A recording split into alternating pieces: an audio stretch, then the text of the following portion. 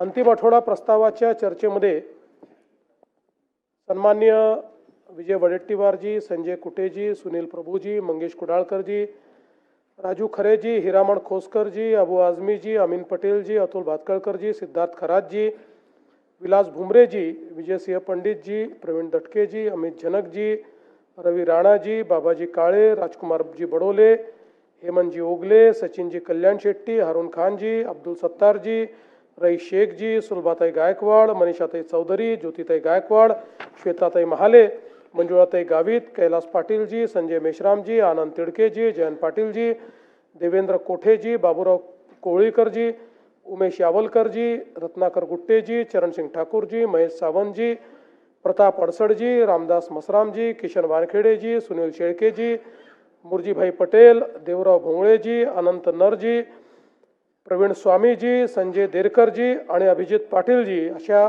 एकूण 47 सदस्यांनी या चर्चेमध्ये भाग घेतला। तसं मी 293तल्या मॅक्झिमम गोष्टीची उत्तरं याच्यात येतातच आहे। काही सुटली तर फक्त मला असं वाटतं पाहू आपण। अच्छा, ती नावं त्यात टाकून घेऊ, काय अडचण नाही, हो ती करून घेऊ।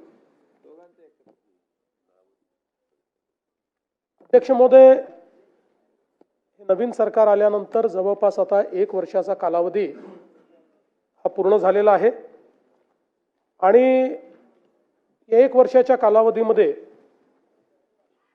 सरकारने जी काही आव्हानं आली त्या आव्हानांचा अतिशय समर्थपणे सामना केला आहे। आम्ही महायुतीतले 3ही नेते या शासनामध्ये एकत्रितपणे निर्णय करतो आणि झालेले निर्णय याची अंमलबजावणी करण्याचा प्रयत्न हा सातत्याने आपण करत असतो। नुकतीच नगरपालिकेची निवडणूक झाली, आता महापालिका, जिल्हा परिषदा अशा निवडणुका पुढच्या काळामध्ये होतील। अनेक वर्ष निवडणुका न झाल्यामुळे खरं म्हणजे स्थानिक स्तरावर काम करणारे जे कार्यकर्ते आहेत त्यांच्याही मनामध्ये एक दुःख होतं, पण आता या निवडणुका सुरू झाल्यामुळे आपली लोकशाही ही खालपर्यंत पोहोचवण्याकरता आणि लोकशाहीतलं जे शेवटचं जी संस्था आहे स्थानिक स्वराज्य संस्था त्याच्या निवडणुकीच्या माध्यमातून मला विश्वास आहे की पुढच्या काळामध्ये महाराष्ट्र अतिशय गतीने काम करणार आहे। खरं म्हणजे मध्यंतरी महाराष्ट्राला खूप गोष्टी भोगाव्या लागल्या, कोविडचा काळ आला, अनेक अडचणी आल्या, अनेक स्थगिती आल्या, पण या सगळ्या गोष्टी विसरून जायच्या। कारण आता आपण ठरवलंय महाराष्ट्र आता थांबणार नाहीये, महाराष्ट्र आपल्याला पुढेच न्यायचा आहे आणि म्हणून आपण बघा आमचा प्रयत्न सकारात्मकतेने पुढे जाण्याचा आहे। अगदी आता नगरपालिकेच्या निवडणुका देखील आपण बघितल्या, त्यातही आम्ही विकासाचाच अजेंडा मांडला। आम्ही कुठेही कोणावर टीका केली नाही, कुठलाही राजकीय विवाद त्या ठिकाणी केला नाही, कारण आता 2035चा अमृत महोत्सवी महाराष्ट्र हा घडवण्याच्या दिशेने आपल्याला वाटचाल करायची आहे आणि म्हणूनच याचं औचित्य साधून सभागृहातल्या दोन्ही बाजूच्या नेत्यांना माझी विनंती आहे की पुढचा काळ आपल्याकरता अत्यंत महत्त्वाचा आहे। अमृत महोत्सवाकडे जाताना रचनात्मक अशा प्रकारच्या कार्यातून आपण महाराष्ट्राला खूप वेगाने पुढे नेऊ शकतो। आपण विरोधी पक्ष आहे, सत्तारूढ पक्ष आहे, हे जरी असलं तरी आपण सगळेच महाराष्ट्राच्या हिताचा विचार करणारे लोक आहोत आणि म्हणून एकत्रितपणे महाराष्ट्राला पुढे नेण्याकरता काय करता येईल याचा विचार आपण केला पाहिजे आणि म्हणून मला सांगायचं आहे, अब आगे बढ़ चुका हूं मैं, अब आगे बढ़ चुका हूं मैं, पीना था जितना जहर पी चुका हूं मैं, अब पग नहीं रुकने वाले चल चुका हूं मैं, जितना पढ़ना था तुमको पढ़ चुका हूं मैं, अब और आगे बढ़ चुका हूं मैं। आणि म्हणून माझी विनंती आहे,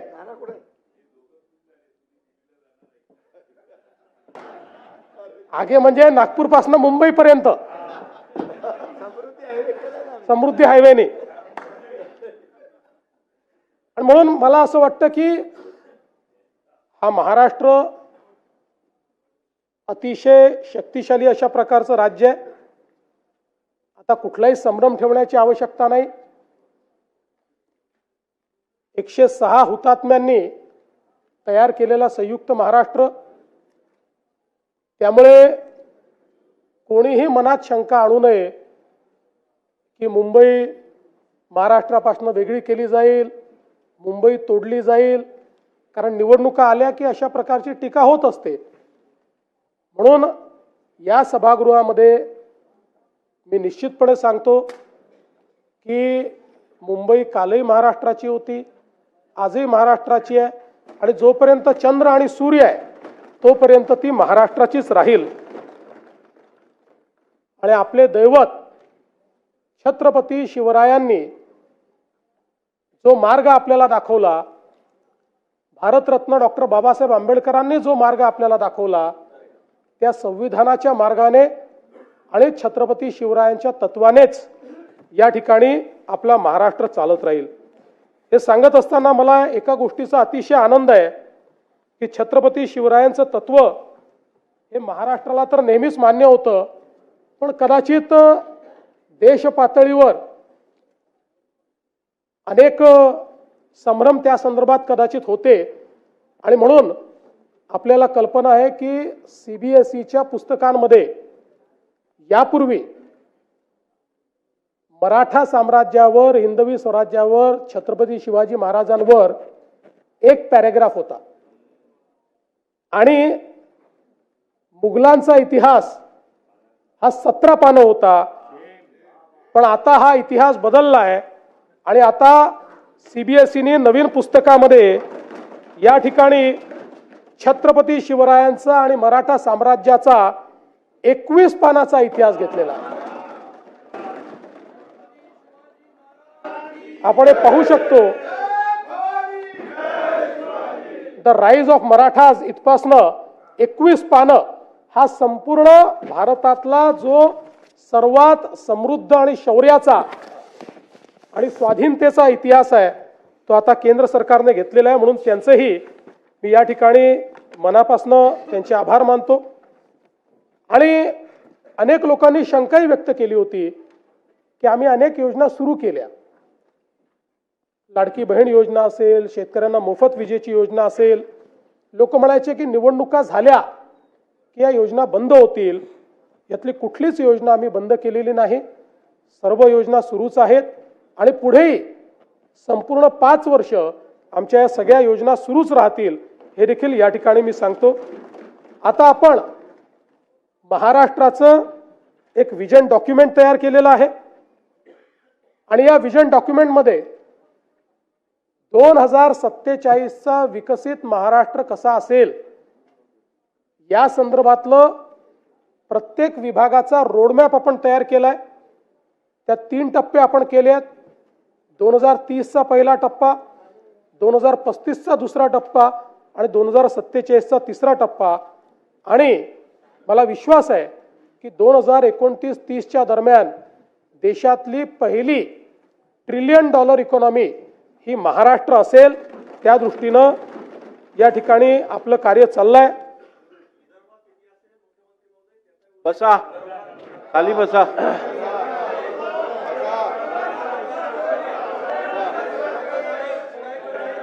असं आहे, 1 मिनिट, खाली बसा, खाली बसा. हो, असं नाही चालत. सभागृहात असं काम नाही होत. अरे थांबा ना, मी आहे ना, थांबा जरा. अहो खाली बसा, असं काय करताय तुम्ही? तुम्ही पहिल्यांदा निवडून आलेला आहात, त्यामुळे तुम्हाला या सभागृहाची शिस्तही माहिती नाही, या सभागृहाचा डिकोरमही माहिती नाही. त्यामुळे या सभागृहामध्ये ज्यावेळी खाली बसा. या सभागृहात ज्यावेळी मुख्यमंत्री किंवा सभागृहाचे नेते बोलतात तेव्हा एक शिस्त असते. आणि मी जर कंपॅरेटिव्ह सांगायला लागलो ना, मागच्या काळात विदर्भाला काय मिळालं आणि आता काय मिळालं, तोंड दाखवायला जागा राहणार नाही. त्यामुळे प्रत्येक गोष्टीत राजकारण करायचं नाही, लक्षात ठेवा. अध्यक्ष महोदय, आपण जर बघितलं तर सरकारच्या आर्थिक स्थितीच्या संदर्भात देखील अनेक प्रश्न निर्माण करण्यात आले. खरं म्हणजे मी असं म्हणणार नाही की बाबा आपल्या तिजोरीत खूप पैसे आहेत, पण मी एवढं निश्चितपणे सांगू शकतो की देशाच्या मोठ्या राज्यांच्या अर्थव्यवस्थेचा विचार केला तर आजही सर्व निकषांवर पात्र होणारी अर्थव्यवस्था ही महाराष्ट्राची अर्थव्यवस्था आहे. आणि आपण जर बघितलं तर राज्याच्या विकासाकरता कर्ज उभारावंच लागतं. प्रत्येक राज्य ते उभारतो आणि त्यामध्ये रिझर्व्ह बँकेने आणि FRBMने आपल्याला राज्याच्या स्थूल उत्पन्नाच्या 25% कर्ज उभारण्याची परवानगी दिली आहे. 25%च्या वर जर आपण गेलो तर मात्र अर्थव्यवस्था कुठेतरी अडचणीत आली असा त्याचा अर्थ होतो. आपण 2025-26चे जे काही आपले अर्थसंकल्पीय अंदाज आहेत त्याचा आपण विचार केला आणि आतापर्यंत घेतलेल्या कर्जाचा विचार केला तर आपण एकूण स्थूल उत्पन्नाच्या 18.87% एवढंच त्या ठिकाणी कर्ज घेतलेलं आहे. 25%च्या मर्यादेपासून आपण पुष्कळ दूर आहोत. आणि एवढंच नाही तर देशामध्ये केवळ 3 राज्य आहेत की ज्या राज्यांचं हे दायित्व 20%च्या कमी आहेत. त्यातले एक गुजरात आहे, दुसरं ओरिसा आहे आणि तिसरं आपलं महाराष्ट्र आहे. हे सांगताना मला अतिशय आनंद होतोय.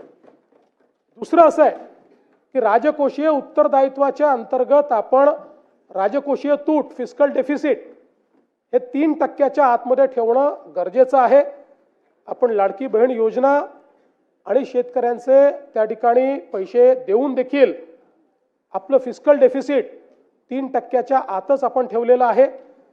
आणि याही वर्षी आता चालू जे वर्ष आहे ते संपता ते फिस्कल डेफिसिट 3%च्या आतच ठेवण्यात आपल्याला यश येईल हा मला पूर्णपणे त्या ठिकाणी विश्वास आहे.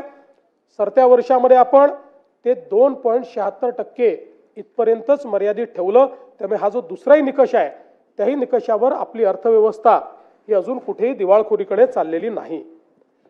यासोबत आपण जर विचार केला तर महसुली जमेशी व्याजाची जी काही प्रदानाची टक्केवारी आहे ती टक्केवारी आपण जर त्या ठिकाणी बघितली तर आता ती 11.53% दिसते आहे. पण मागच्या वर्षीचे जे ऑडिटेड आपल्याकडे स्टेटमेंट्स आले आहेत त्यात ती 9.38% एवढीच आहे. त्यामुळे याही निकषावर आपण निश्चितपणे कुठेही मागे पडलेलो नाही. आणि हे सगळं करत असताना कदाचित एक आपल्या मनात येऊ शकतं की राज्याने भांडवली गुंतवणूक कमी केली आहे का. तर मला सांगताना यातही आनंद वाटतो. केंद्र सरकारने घालून दिलेल्या निकषापेक्षा जास्त भांडवली गुंतवणूक ही महाराष्ट्राने केलेली आहे. त्यामुळे त्याही बाबतीत कुठलंही कॉम्प्रोमाइज आपण केलेलं नाही. एवढंच नाही तर राजकोषीय उत्तरदायित्व विधेयकाच्या जे काही कलम 9 आहे नियम 9 त्याचे जे काही मानकं आहेत या संदर्भात जे आपल्याला बजेट एस्टिमेटचे मंथली सिव्हिल अकाउंट्स तयार करावे लागतात CAGच्या माध्यमातून जे तपासले जातात यातही आपण ऋणेतर जमा रक्कम अर्थसंकल्पीय अंदाजाच्या 40% पेक्षा जास्त अट पूर्ण केली. राजकोषीय तूट अर्थसंकल्पीय अंदाजाच्या 45% पेक्षा कमी अट पूर्ण केली आणि महसुली तूट अर्थसंकल्पीय अंदाजाच्या 45% पेक्षा कमी ही पण अट आपण पूर्ण केलेली आहे. त्यामुळे CAGने घालून दिलेल्या ज्या तिन्ही अटी आहेत त्या त्यांच्या रिपोर्टमध्ये देखील आल्या आहेत त्या देखील आपण या ठिकाणी पूर्ण केली आहे. यासोबत महाराष्ट्र हा गुंतवणुकीतही खूप पुढे चाललेला आहे. अनेक लोक म्हणतात तुम्ही MOU करता त्या MOUचं नेमकं काय होतं. डावोसमध्ये आपण बघितलं तर मागच्या वर्षी जवळपास आपण जी काही गुंतवणूक केली ती 15,72,654 कोटी होती. यापैकी 5,89,631 कोटी ही विदर्भामध्ये होती.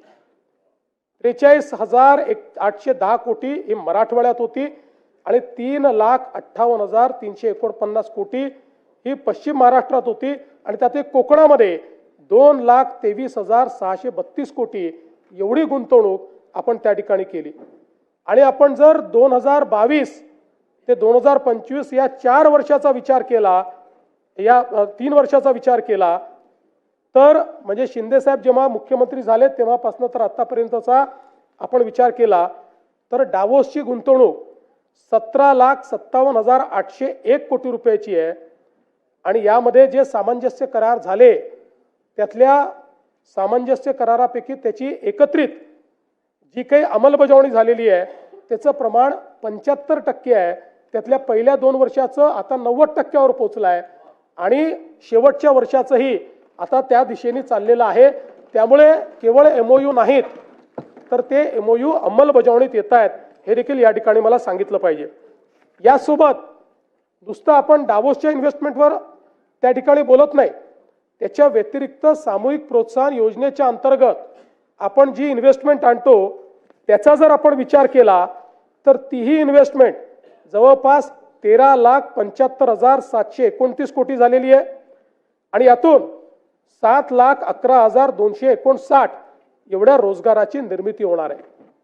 FDIचा आपण विचार केला, थेट परदेशी गुंतवणूक, त्यातही महाराष्ट्र नंबर 1 आहे. आपण बघितलं असेल तर 24-25 मध्ये विक्रमी 1,64,775 कोटी रुपयाची परदेशी गुंतवणूक आपल्याकडे आली. आपल्या नंतरचे 3 राज्य हे एकत्रित केले तरीही आपली परदेशी गुंतवणूक जास्त आहे. ही महाराष्ट्राची स्ट्रेंथ आहे. आता 25-26 मध्येही आपण अजूनपर्यंत वर्ष संपायचं आहे, 2 क्वार्टर झाले आहेत, आपण पहिल्या क्रमांकावरच आहोत. आतापर्यंत 91,337 कोटी एवढी परकीय थेट गुंतवणूक ही महाराष्ट्रामध्ये आलेली आहे. देशामध्ये आपण 1 नंबरवर आहोत. देशाच्या एकूण गुंतवणुकीच्या 31% गुंतवणूक एकट्या महाराष्ट्रामध्ये या ठिकाणी आलेली आहे हे सांगताना मला आनंद वाटतो. आणि आपण जर विदर्भाचा विचार केला तर विदर्भामध्ये आलेली जी गुंतवणूक आहे याच्यामध्ये विदर्भातल्या वेगवेगळ्या भागातली गुंतवणूक मी आपल्याला सांगू इच्छितो. आणि आता तर गडचिरोली एक नवीन मॅग्नेट तयार झालेला आहे. सर्वाधिक गुंतवणूक आता गडचिरोलीमध्ये येते. अवकाश आणि संरक्षण साहित्य निर्मिती यामध्ये विदर्भामध्ये 20,000 कोटी रुपयाची गुंतवणूक आली आहे. 10 ते 15,000 त्यातनं रोजगार आहे. Tembo defence, Reliance infrastructure, Max aerospace, economic explosives, electronics उत्पादन आणि निर्मिती, सेमीकंडक्टर, सोलर पॅनल आणि मॉड्यूल याच्यामध्ये 1,55,000 कोटी रुपयाची गुंतवणूक आलेली आहे. 65,000 प्रत्यक्ष अप्रत्यक्ष रोजगार आहे. कंपन्यांची नावं आहे Avaada, Vardhan lithium, Waaree energy, power line ऊर्जा, Reliance, BSNL solar, artificial electronics, नोवोसिस आणि ज्युपिटर. आणि मला हे सांगितलं पाहिजे की आता यातल्या काहींचं प्रोडक्शनही सुरू झालेलं आहे. आणि या सगळ्या कंपन्यांचं प्रोडक्शन सुरू झाल्यानंतर सोलर मॉड्यूल हा जो काही एक संवर्ग आहे यामध्ये विदर्भ देशात नंबर 1 होणार आहे सोलर मॉड्यूलमध्ये. त्यानंतर इलेक्ट्रिक वाहन निर्मिती याच्यामध्ये गुंतवणूक आली आहे 15,000 कोटी. रोजगार जवळपास 10,000 आहे. टेक्स्टाईलचं जे क्षेत्र आहे या क्षेत्रामध्ये 1,740 कोटी. ह्युसेंग इंडिया प्रायव्हेट लिमिटेड स्टील प्रकल्प जे आहे त्याच्यामध्ये जवळपास 2,10,000 कोटी रुपये, ज्यातनं प्रत्यक्ष अप्रत्यक्ष 1 लाखापेक्षा जास्त रोजगार तयार होईल. आणि याच्यामधली नावं देखील महत्वाची आहेत. JSW, Greta energy, warm iron, Rashmi, PS steel, Suphalam metal, Suphalam industry, Kirtisagar metallurgy, Sumedh steel, Lloyds metals, icon Hariom, GR Krishna ferro, Surjagad Ispat, fine craft, गॅलंट इस्पात, राजुरी स्टील या कंपन्या आहेत. त्यानंतर कोल गॅसिफिकेशनमध्ये देशातली सगळ्यात मोठी इन्व्हेस्टमेंट ही विदर्भात आलेली आहे. जवळपास 70,000 कोटी रुपयाची इन्व्हेस्टमेंट आहे ज्याच्यामध्ये कोल गॅसिफिकेशन आणि डेरायव्हेटिव्ह देखील तयार होणार आहेत. आणि 30,000 लोकांना या ठिकाणी त्यातनं रोजगार मिळणार आहे. मराठवाड्याचा जर आपण विचार केला तर मराठवाड्यामध्ये आपण DMIC सुरू केलं आणि त्यातनं आज देशाचं EV कॅपिटल म्हणून DMIC एकीकडे तयार होत आहे. त्यामध्ये इलेक्ट्रॉनिक उत्पादन निर्मिती, सेमीकंडक्टर, सोलर पॅनल आणि मॉड्यूल यामध्ये गुंतवणूक आलेली आहे 50,000 कोटी रुपयाची. जवळपास रोजगार 30,000चा त्याच्यामध्ये आहे. याच्यामध्ये LNK एनर्जी, गोदावरी, जुन्ना सोलर सिस्टीम, NPSPL, अथा ग्रुप, त्यासोबत JSW, नायडेक ग्लोबल यांनी इन्व्हेस्टमेंट केली आहे. आणि विशेषतः इलेक्ट्रिक वाहन निर्मिती यामध्ये आपल्याकडे संभाजीनगरला आणि मराठवाड्यामध्ये जी गुंतवणूक आली आहे ती 50,000 कोटी रुपयाची आलेली आहे. रोजगार जवळपास 40,000 त्यातनं तयार होणार आहे. आणि सगळ्यात महत्त्वाचं याच्यामध्ये टोयोटा असेल, स्कोडा असेल, एथर असेल आणि गोगोरो असेल, या अतिशय जगातल्या सगळ्यात मोठे जे ब्रँड्स आहेत ते आपल्या मराठवाड्यामध्ये आता या ठिकाणी आलेले आहेत. स्टील प्रकल्पामध्येही 5,000 कोटीची गुंतवणूक मराठवाड्यात आली आहे, ज्यामध्ये Bhagyalakshmi, rolling mills, meta rolls, Vasudha, Kalika steel, SRJ PTA. आणि यासोबत कृषी क्षेत्रातही या ठिकाणी जवळपास 2,500 कोटी रुपयाची गुंतवणूक ही आलेली आहे, ज्याच्यामध्ये DDN, FCA, फायटोमॅक्स, येडेश्वरी, कीर्ती ऑइल अशा प्रकारचे वेगवेगळे जे उद्योग आहेत. मी जाणीवपूर्वक आता विदर्भ आणि मराठवाड्यातली गुंतवणूक सांगितली आहे. इतर क्षेत्रातही महाराष्ट्रामध्ये अत्यंत चांगली गुंतवणूक येते. नाशिक असेल, कोकण असेल, सगळ्या भागामध्ये. पुणे तर पहिलेपासून आपलं इंडस्ट्रीचं मॅग्नेट आहे, पण आता पुण्याच्या पलीकडे साताऱ्याला, कोल्हापूरला देखील मोठ्या प्रमाणात मागणी येते आहे. हे देखील सांगताना मला अतिशय आनंद होतोय. मिहानमध्ये रोजगार आला नाही असं देखील काही लोकांनी त्या ठिकाणी सांगितलं. मला हे सांगितलं पाहिजे की मिहानमध्ये 31 कंपन्या कार्यरत आहेत, 22 नवीन कंपन्या सुरू होत आहेत. आणि मिहान हे देशातलं एक असं सेंटर आता झालेलं आहे की IT क्षेत्रातले जे बिग 6 आहेत ते सगळेच्या सगळे एका वेळी आपल्याला कुठल्याही मोठ्या शहरात त्यातले 2 दिसतील, 3 दिसतील, 4 दिसतील, 6च्या 6 आज त्या ठिकाणी मिहानमध्ये आहेत. आणि मिहानमध्ये आपल्याला या ठिकाणी अप्रत्यक्ष आणि प्रत्यक्ष जो रोजगार आहे हा आता 1,27,225 लोकांना प्राप्त झालेला आहे. त्यामुळे आणि आता विमानतळाचा विस्तार सुरू झालेला आहे. विमानतळाचा विस्तार पूर्ण झाल्यानंतर या ठिकाणी मोठ्या प्रमाणात जो काही बदल आहे तो होईल. आणि मग रोजगाराचं सांगत असताना हे देखील सांगितलं पाहिजे की महाराष्ट्रामध्ये आमचं महायुतीचं सरकार आल्यानंतर शिंदे साहेबांच्या नेतृत्वात आम्ही महाभरती हा उपक्रम सुरू केला होता. आणि आता या 3 वर्षामध्ये महाराष्ट्रामध्ये 1,20,000 सरकारी नोकऱ्या आपण दिलेल्या आहेत. आणि पुढच्या 2 वर्षात तेवढ्याच अजून नोकऱ्या या महाराष्ट्रामध्ये आपण देण्याचा निर्णय केलेला आहे. एक प्रकारे महाराष्ट्राच्या इतिहासातली आतापर्यंतची सगळ्यात मोठी भरती ही या राज्यामध्ये करण्याचं काम आपण केलं आहे. शेतकऱ्यांच्या संदर्भात देखील या ठिकाणी विषय आला की तुम्ही अनाऊन्स केले, पैसे मिळाले नाहीत, पैसे दिले नाहीत. खरं म्हणजे आपल्याला कल्पना आहे की या ठिकाणी आपण 32,000 कोटीचं पॅकेज जे घोषित केलं होतं, या 32,000 कोटीच्या पॅकेजमध्ये त्या ठिकाणी 10,000 कोटी हे इन्फ्रास्ट्रक्चरचे होते, 2,000 कोटी आपण नरेगातनं देणार होतो आणि बाकी सगळी थेट मदत होती. या संदर्भात मला आपल्याला सांगितलं पाहिजे की हे जे पॅकेज आहे याच्यामध्ये 3 हेक्टरची मर्यादा आपण ठेवली होती. आणि 3 हेक्टरच्या मर्यादेत NDRFचे पैसे दिल्यानंतर देखील आपण रबीच्या हंगामाकरता 10,000 रुपये अतिरिक्त त्या ठिकाणी हेक्टरी देण्याचा निर्णय केला होता. या संदर्भात पशुपालकांना देखील पशुधन हानीसाठी आपण पैसे द्यायचं कबूल केलं होतं, त्याचे सगळे पैसे आपण दिलेले आहेत. नरेगाच्या अंतर्गत जे आपण म्हटलं होतं त्याची काम चालू आहेत, त्याच्याकरता पूर्ण पैसा आपल्याकडे उपलब्ध आहे. अतिवृष्टीमुळे ज्या बुजलेल्या सिंचन विहिरी होत्या त्याच्या कामाकरता 30,000च्या मर्यादेपर्यंत आपण जे पैसे द्यायचे होते, 27,000 विहिरींच्या दुरुस्तीकरता ते 80 कोटी रुपये आपण उपलब्ध करून दिलेले आहेत.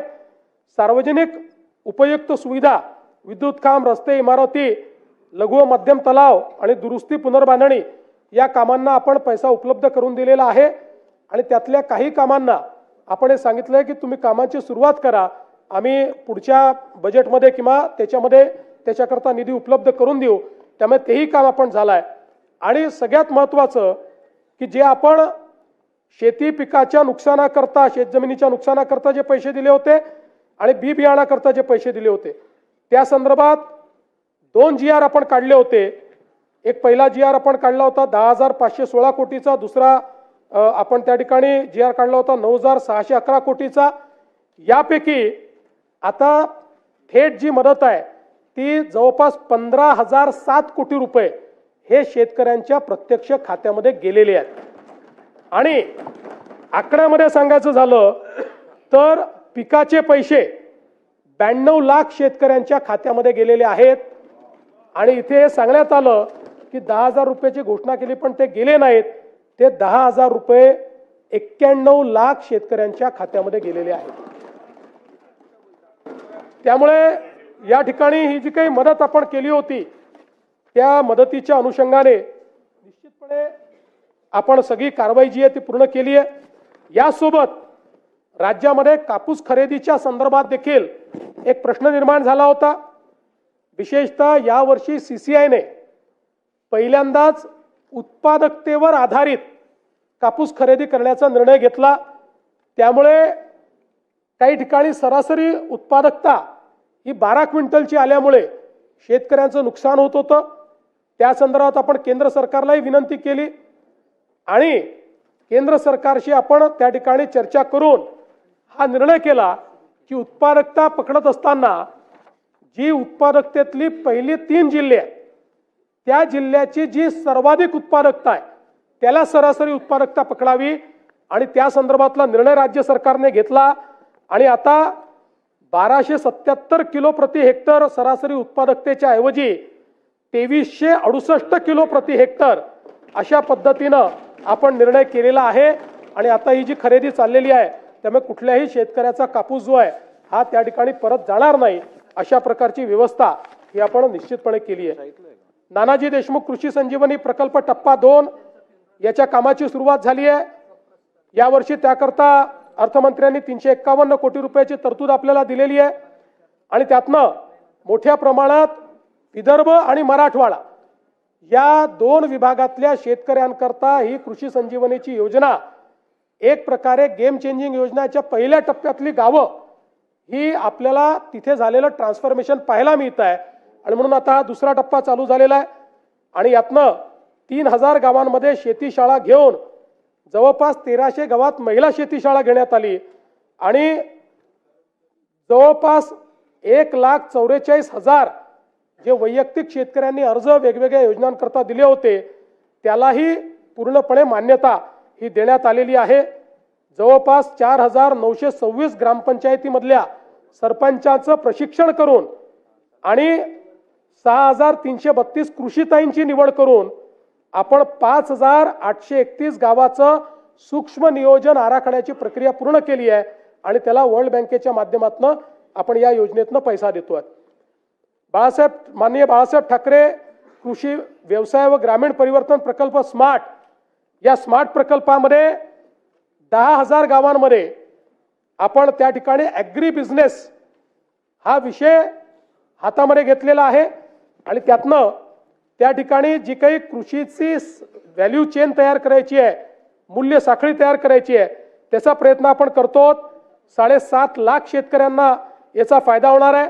आणि या अंतर्गत मायक्रो प्रोसेसिंग असेल, गोदाम असेल, प्रक्रिया उद्योग असेल, मिल्स असतील, अवजार बँक असतील.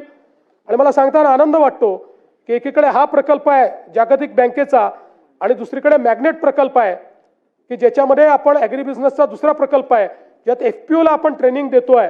याचा परिणाम असा आहे की मध्यंतरीच्या काळात आम्ही काही FPOंची इंटरॅक्शन केलं. त्यातल्या एका FPOने आता जवळपास 100 कोटीची उलाढाल ही त्या ठिकाणी पूर्ण केलेली आहे. आणि म्हणून मायक्रो प्रोसेसिंगमध्ये आता मोठ्या प्रमाणात हे कार्य देखील आपल्या राज्यात चाललेलं आहे. हे सगळं करत असताना आमच्या शेतकऱ्यांना त्या ठिकाणी मोफत वीज देण्याचा आपण निर्णय केला होता. मला सांगताना आनंद वाटतो की आपण राज्याच्या या योजनेकरता 26,681 कोटी रुपये हे खर्च करतो आहोत आणि शेतकऱ्यांना मोफत वीज देतो आहोत. म्हणजे जे 26,000 कोटी रुपये हे कदाचित त्यातले सगळे नाही पण पोर्शन हा शेतकऱ्यांकडून आपण घेतला असता आज त्यांना मोफत वीज मिळते आहे आणि त्याकरता राज्य सरकारने पुढाकार घेतलाय.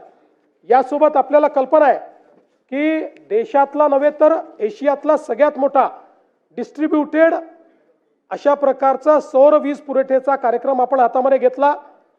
16,000 मेगावॅट आपण ऊर्जा निर्मिती करतोय. महाराष्ट्र पहिलं राज्य आहे. शेतकऱ्यांकरता वेगळी त्या ठिकाणी वीज पुरवठा कंपनी आपण तयार केलेली आहे. या कंपनीच्या अंतर्गत 16,000 मेगावॅट सौर ऊर्जा आपण निर्मित करतो आणि मला सांगताना आनंद वाटतो की याच्यामध्ये आतापर्यंत जवळपास 3,000 मेगावॅट तर पूर्ण झालेली आहे आणि वेगवेगळ्या स्टेजला असलेल्या ज्या काही आपल्या योजना आहेत त्याचा विचार केला तर यामध्ये या 16,000 मेगावॅट पैकी किमान 12 ते 13,000 मेगावॅट वीज ही आपण 2026च्या डिसेंबर पर्यंत त्या ठिकाणी तयार करू शकू. खरं तर पूर्ण 16,000 झाली असती पण मॉड्यूल्सच्या शॉर्टेजमुळे काही आपल्याला कालावधी त्या ठिकाणी लागतोय आणि जवळपास हे सगळे प्रकल्प जे आहेत यामुळे मोठ्या प्रमाणात फायदा होणार आहे. खरं तर यासोबत आपण जर बघितलं तर यातनं फायदा काय आहे. यातनं शेतकऱ्याला दिवसा वीज मिळणार आहे. वीज खरेदीमध्ये जो काही आपल्या वीज कंपनीला तर 8 रुपयांनी वीज खरेदी करावी लागायची आणि 8 रुपयांनी वीज खरेदी केल्यानंतर आपण ₹1.25 ₹1.5 घ्यायचो. आता तोही घेत नाही आपण. आता त्या खरेदीमध्ये आपल्या वीज वितरण कंपनीलाही 10,000 कोटी रुपयाची बचत होणार आहे. AT&C लॉसेस कमी होणार आहेत. शासनाची जी सबसिडी आहे क्रॉस सबसिडीतली त्याचं 5,500 कोटी रुपयाचं दादा त्याचंही बचत होणार आहे आणि सगळ्यात महत्त्वाचं कार्बन उत्सर्जनामध्ये मोठ्या प्रमाणात कपात होणार आहे. मी सहज एक थंब रूल पाहत होतो की 16,000 मेगावॅट कोळशाची जी ऊर्जा आहे या ऊर्जेनं जेवढं CO2 एमिशन होतं ते एमिशन जर आपल्याला मिटिगेट करायचं असेल तर किती झाडं लागतील. ते जर आपल्याला करायचं असेल 250 कोटी झाडं लावावी लागतील. आता या सौर ऊर्जेच्या कार्यक्रमामुळे 16,000 मेगावॅट जर आपण वीज तयार केली तर 250 कोटी झाडांचं मिटिगेशन हे आपण या योजनेच्या माध्यमातून करतोय.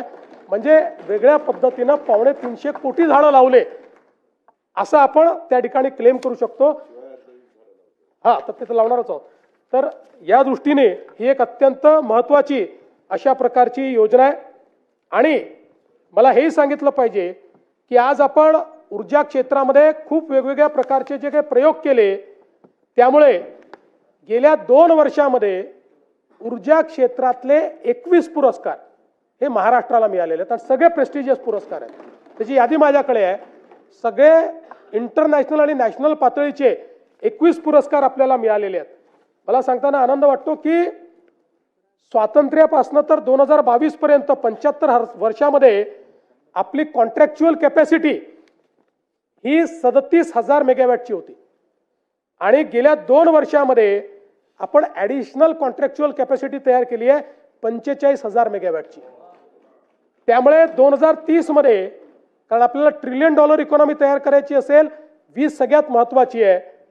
आत्ता 2030 साली आपल्याकडे जी क्षमता असेल कॉन्ट्रॅक्च्युअल स्थापित क्षमता जास्त असेल आपल्याला आपण जी आपण विकत घेणार आहोत महाजेनकोकडनं असेल किंवा इतरकडनं असेल ती असणार आहे 82,000 मेगावॅट आणि या 82,000 मेगावॅटमध्ये 36,000 मेगावॅट ही हरित ऊर्जा असणार आहे.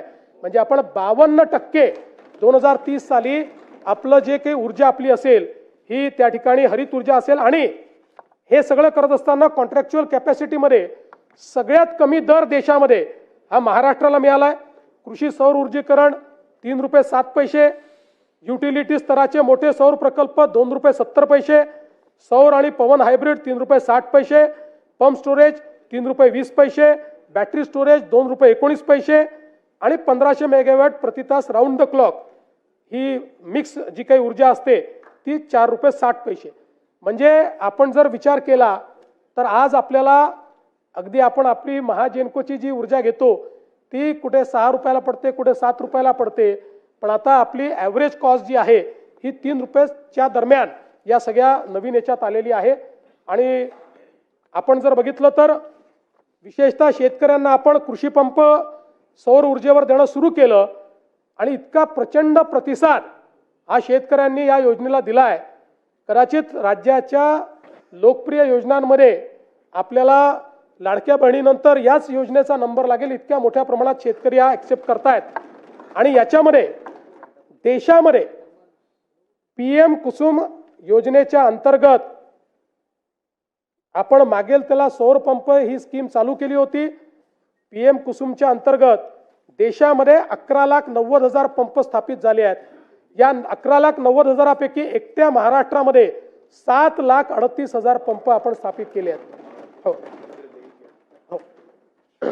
आणि हे देखील आपण लक्षात घेतलं पाहिजे की हे करत असताना आपल्यापैकी अनेकांना आठवत असेल, विदर्भाचे तर सगळे जे सदस्य आहेत की अनेक वर्ष आपल्या चर्चेचा भाग होता पेड पेंडिंग.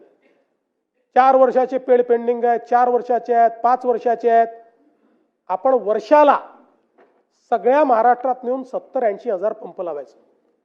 आता आपल्या महावितरणने नवीन रेकॉर्ड केला. गिनीज बुक ऑफ वर्ल्ड रेकॉर्डने आपल्याला जगातलं हायेस्टचं सर्टिफिकेट दिलं. एका महिन्यात 45,911 पंप आपण लावले एका महिन्यामध्ये. आणि मोठ्या प्रमाणात यातनं शेतकरी खुश आहेत. मी स्वतः शेतकऱ्यांशी इंटरॅक्शन केलं, आपणही करू शकता. आणि अनेक जे संभ्रम होते ते संभ्रम तुटून पडतायत की मग पाणी येईल का. आता दिवसा पाणी येत असल्यामुळे शेतकऱ्यांना त्याचा फायदा आहे. आणि एवढंच नाही तर त्याच्यामध्ये आता नवीन आपण काही इनोव्हेशन्स केले. काही कोल्हापूर जिल्ह्यातनं आमच्याकडे मागणी यायची, आमच्या सुधीर भाऊंची सारखी मागणी असायची की आमच्याकडे नदीतनं डायरेक्ट पाणी घ्यावं लागतं. आता सुधीर भाऊंच्याच ठिकाणी आम्ही एक नवीन प्रयोग केला आणि याच्यामध्ये फक्त एक बूस्टर पंप लावला. अतिशय चांगल्या पद्धतीनं पाणी आलं आणि तिथल्या शेतकऱ्यांनी मला आणि सुधीर भाऊंना धन्यवाद देण्याचा व्हिडिओ देखील त्या ठिकाणी पोस्ट केलाय.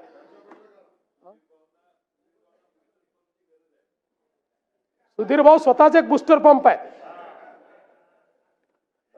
अध्यक्ष महोदय, खरं म्हणजे अनेक गोष्टी या ठिकाणी सांगता येतील, पण एक महत्त्वाची गोष्ट मात्र मला या निमित्ताने सांगितली पाहिजे की महाराष्ट्र एक अजून नवीन रेकॉर्ड हा या ठिकाणी करतो आहे आणि तो म्हणजे पंप स्टोरेजच्या संदर्भात. आपल्याला माहिती आहे पंप स्टोरेज एक अशी योजना आहे की ज्याच्यामध्ये मोठ्या प्रमाणात आपण काम करून राहिलो आहोत. पंप स्टोरेजमुळे रिन्युएबल एनर्जी आपल्याला मिळते आणि पंप स्टोरेजचा दुसरा फायदा असा आहे की त्या माध्यमातनं आपण कधी ऑन आणि ऑफ करू शकतो. आपला जो कोळशाचा प्रोजेक्ट आहे हा आपल्याला त्या ठिकाणी ऑन ऑफ करता येत नाही, पण हा मात्र आपण लगेच ऑन आणि ऑफ करू शकतो. जगामध्ये अशी मान्यता आहे की जर ग्रीड स्टॅबिलाइज करायची असेल तर त्या ग्रीडमध्ये 25% हे पंप स्टोरेज आलं पाहिजे. आपल्या असं लक्षात आलं की महाराष्ट्र हा वेस्टर्न घाटमुळे एक असं राज्य आहे की ज्या ठिकाणी पंप स्टोरेजची खूप मोठी क्षमता आहे आणि त्यासोबत देशातले सर्वात जास्त मोठे प्रकल्प डॅम्स हे महाराष्ट्रात आहे. ते लिव्हरेज करून आपण एक नवीन पंप स्टोरेजची पॉलिसी आणली. मला सांगताना आनंद वाटतो की आपण महाराष्ट्राचीच ग्रीड नाही, देशाची ग्रीड स्टॅबिलाइज करण्याकरता यातनं आता आपण उत्पादन करणार आहे. आत्तापर्यंत महाराष्ट्रामध्ये 76,000 मेगावॅटचे पंप स्टोरेजचे आपण त्या ठिकाणी करार केलेले आहेत आणि हे सगळे करार वेगवेगळ्या स्टेजला आहेत. आपल्याला यातलं 5,000 ते 7,000 मेगावॅटच वीज लागणार आहे, ती आपण विकत घेण्याचा करार केला आहे. ते ॲडव्हान्स स्टेजमध्ये गेलेलं आहे.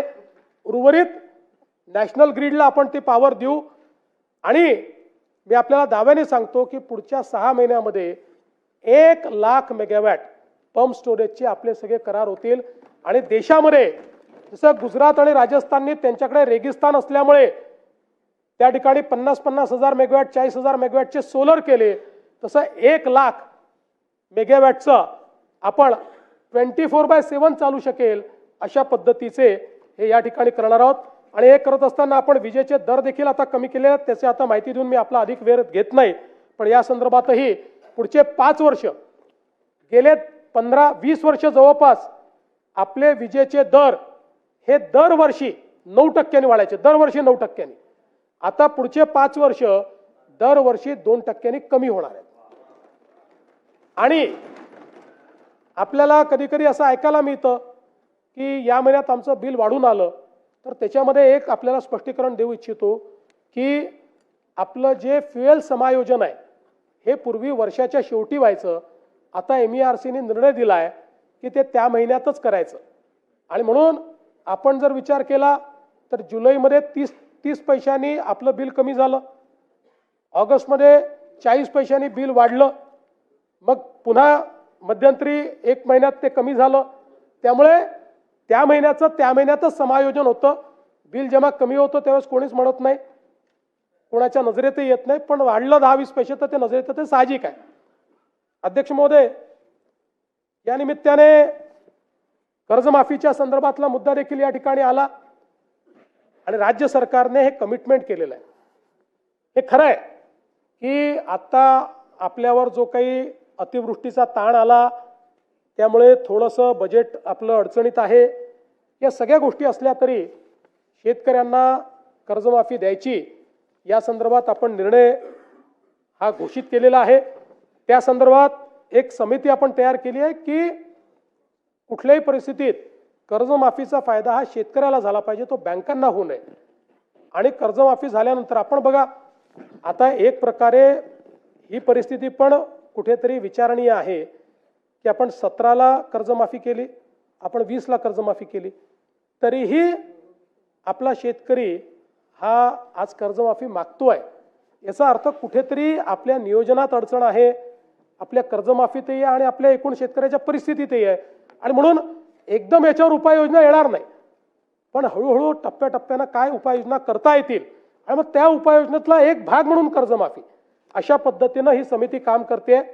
आणि आपण ज्याप्रमाणे घोषित केलं आहे की 1 जुलैपर्यंत आपण ही जी काही कर्जमाफीची आपली योजना काय असेल या योजनेच्या संदर्भातले सगळी घोषणा आपण त्या ठिकाणी करू, हे देखील या निमित्ताने या सभागृहाला मी सांगू इच्छितो. राज्यातल्या सिंचनाच्या संदर्भात देखील मला सांगितलं पाहिजे. विशेषतः सिंचनाच्या अनुशेषाच्या संदर्भात आपण वर्षानुवर्ष चर्चा करतोय. साधारणपणे ज्यावेळेस इंडिकेटर बॅकलॉग समितीने विदर्भ आणि मराठवाड्याचा सिंचनाचा अनुशेष काढला होता त्यावेळी तो 13,83,000 हेक्टरचा होता. 13,83,000 हेक्टरचा. आता या 13,83,000 हेक्टरपैकी 13,34,000 हेक्टरचा अनुशेष संपवलेला आहे. आता फक्त 50,000 एकराचा, 49,000 एकराचा राहिला आहे, 49,000. आणि तो कुठे राहिला आहे? साधारण आपण जर विचार केला तर तो 3च जिल्ह्यांमध्ये राहिलेला आहे, अकोला, बुलढाणा आणि हिंगोली. कारण हिंगोली हा वेगळा जिल्हा, म्हणजे त्याचं अनुशेष वेगळ्याने आपण 3 वर्षापूर्वी कॅल्क्युलेट करा, 2019 साली कॅल्क्युलेट केला. याच्यामध्ये आपण जर विचार केला तर आता अकोल्याचा विचार केला तर अकोल्यामध्ये 14,530 हेक्टरचा अनुशेष बाकी आहे. त्याच्या अगेन्स्ट आपले जे प्रकल्प आता पूर्ण होत आहेत, जे 2026 मध्ये काही आणि 27 जूनपर्यंत सगळे हे पूर्ण होतील, तर त्यामध्ये 14,530च्या ऐवजी 19,335 एवढी सिंचन क्षमता आपली पूर्ण होईल. त्यामुळे अकोल्याचा संपूर्ण अनुशेष हा त्या ठिकाणी संपवून त्याच्यापेक्षा जास्त आपण सिंचन क्षमता निर्माण करतो. आणि बुलढाण्याचा जो अनुशेष आहे तो 29,000 हेक्टरचा आहे. आपण त्याच्या अगेन्स्ट जे आता 4 प्रकल्पाची कामं घेतलेली आहेत त्याच्यामध्ये 29,000च्या अगेन्स्ट 1,68,000 हेक्टरची सिंचन क्षमता तयार करतो. त्यामुळे साधारणपणे आता हे जे काही पॉइंट म्हणजे 49,000 हेक्टरचं जे काही अनुशेष राहिलेला आहे हा पूर्ण करून त्याच्या पलीकडे आपण आता सिंचन क्षमता निर्माण करू. आणि मला हे देखील सांगितलं पाहिजे की आता समजा विदर्भाचा आपण विचार केला तर विदर्भामध्ये 485 प्रकल्प आहेत, ज्यातनं एकूण 22.31 लक्ष ज्याची सिंचन क्षमता आहे. यापैकी बळीराजा वगैरे सारख्या योजना आणून आपण आता 771 प्रकल्प पूर्ण केलेले आहेत. आता जे काही राहिलेले प्रकल्प आहेत ते 74 प्रकल्प आहेत. हे 74 बांधकामाधीन प्रकल्प जे आहेत यामध्ये 7.66 लक्ष हेक्टर सिंचन क्षमता तयार होणार आहे, ज्यामध्ये बुलढाणा जिल्ह्यातील जिगाव प्रकल्प अत्यंत महत्वाचा आहे. 1.52 लाख हेक्टर सिंचन क्षमता आमचे संजय कुटेजी आणि संचेतीजी याचा सारखा त्या ठिकाणी पाठपुरावा करत असतात. आणि म्हणून मला सांगताना आनंद वाटतो की आमच्या टप्प्यात हा प्रकल्प आलाय, असं लक्षात आलं. केंद्र सरकारने पैसे दिले, आपण लगेच वर्षभरात तो कंप्लीट करू शकतो. आणि म्हणून आपण या वर्षी त्याला 2399 कोटी रुपये दिले एका प्रकल्पाला. त्यामुळे आता याचं काम आपण हे पूर्ण करू आणि या एका प्रकल्पामुळे बुलढाणा जिल्हा अनुशेषातनं अधिशेषात जाणार आहे आणि विदर्भाचा अनुशेष हा दूर होणार आहे. यासोबत आपण जर बघितलं तर पूर्व विदर्भाची जी जीवन रेखा म्हणतो आपण, गोसीखुर्द प्रकल्प, आपल्याला माहिती आहे की गोसीखुर्दची सगळी कामं आपण जवळपास पूर्ण केली, पण मग त्याच्यात आपण काही वाढीव कामं घेतली, काही वाढीव योजना त्याच्यामध्ये घेतल्या. त्या योजना देखील आता काम आपण चालू केलंय. जवळपास त्या सगळ्या योजना मिळून 2,54,000 म्हणजे 2.54 लक्ष एवढी सिंचन क्षमता तयार होणार आहे. त्यातली 2.9 लक्ष ही आता ऑलरेडी निर्माण झालेली आहे आणि उर्वरित जी आहे ती करण्याच्या दृष्टीनं जी काही निधीची आवश्यकता होती 1555 कोटी रुपये त्याला देखील आपण दिलेले आहेत. त्यामुळे जून 27 पर्यंत त्याचंही काम पूर्ण होईल. अर्थात आता अजून काही मागण्या त्या गोसीखुर्दवर आमच्याकडे आलेल्या आहेत, पण त्याला आता नवीन प्रकल्प ट्रीट केला जाईल, नाहीतर मग हे मारुतीच्या शेपटीसारखं कधीच संपणार नाही. पण आहे जो डिझाईन प्रकल्प आहे तो मात्र आपण आता कंप्लीट त्या ठिकाणी संपवणार आहोत. आणि एकट्या विदर्भातल्या सिंचन प्रकल्पांकरता 25-26 वर्षामध्ये 7,950 कोटी रुपये एवढी तरतूद आपण त्या ठिकाणी दिलेली आहे. मला हे सांगताना आनंद वाटतो की सन 2023-24 मध्ये सिंचन क्षेत्रात सर्वोत्कृष्ट काम केल्याबद्दल महाराष्ट्राला केंद्र सरकारने पुरस्कार दिलेला आहे. आमचे विखे पाटील साहेब गेले होते तिथे तो पुरस्कार घेण्याकरता, आणि हा सर्वोच्च पुरस्कार आहे देशातला सिंचनाचा, तो महाराष्ट्राला मिळाला आहे. यासोबत विदर्भाचं भाग्य बदलणारा जो आमचा वैनगंगा नळगंगा प्रकल्प आहे, ज्यातनं 4,04,000 हेक्टर जमीन ओलिताखाली म्हणजे जवळपास 10,26,000 एकर जमीन ही ओलिताखाली येणार आहे. या प्रकल्पाच्या सगळ्या मान्यता आम्ही फायनल केलेल्या आहेत. याचं डिझाईन, ड्रॉइंग, DPR आता हा या महिन्याच्या शेवटी SLTAC कडे जाणार आहे. त्याच्यानंतर SLTAC ला 15 ते 20 दिवस लागतील आणि मग MMRDA MWRRA अट टाकली होती की अंतिम आराखडा झाल्यानंतर आमची परवानगी घ्यावी, त्यामुळे त्यांच्याकडे जाईल. साधारणपणे फेब्रुवारी 2026 पर्यंत यातल्या सगळ्या मान्यतेच्या प्रक्रिया पार पाडतील आणि त्यानंतर प्रत्यक्ष काम करण्याकरता ॲक्विजिशन आणि टेंडर याचं काम हे सुरू होईल. जवळपास 1,00,000 कोटी रुपयाचा हा प्रकल्प आहे आणि हा प्रकल्प विदर्भाचं ची भाग्यरेषा पूर्ण बदलणार आहे. विदर्भातला जेवढा दुष्काळी भाग आहे त्या भागाला पूर्णपणे या ठिकाणी हिरवा करणारा अशा प्रकारचा प्रकल्प आहे.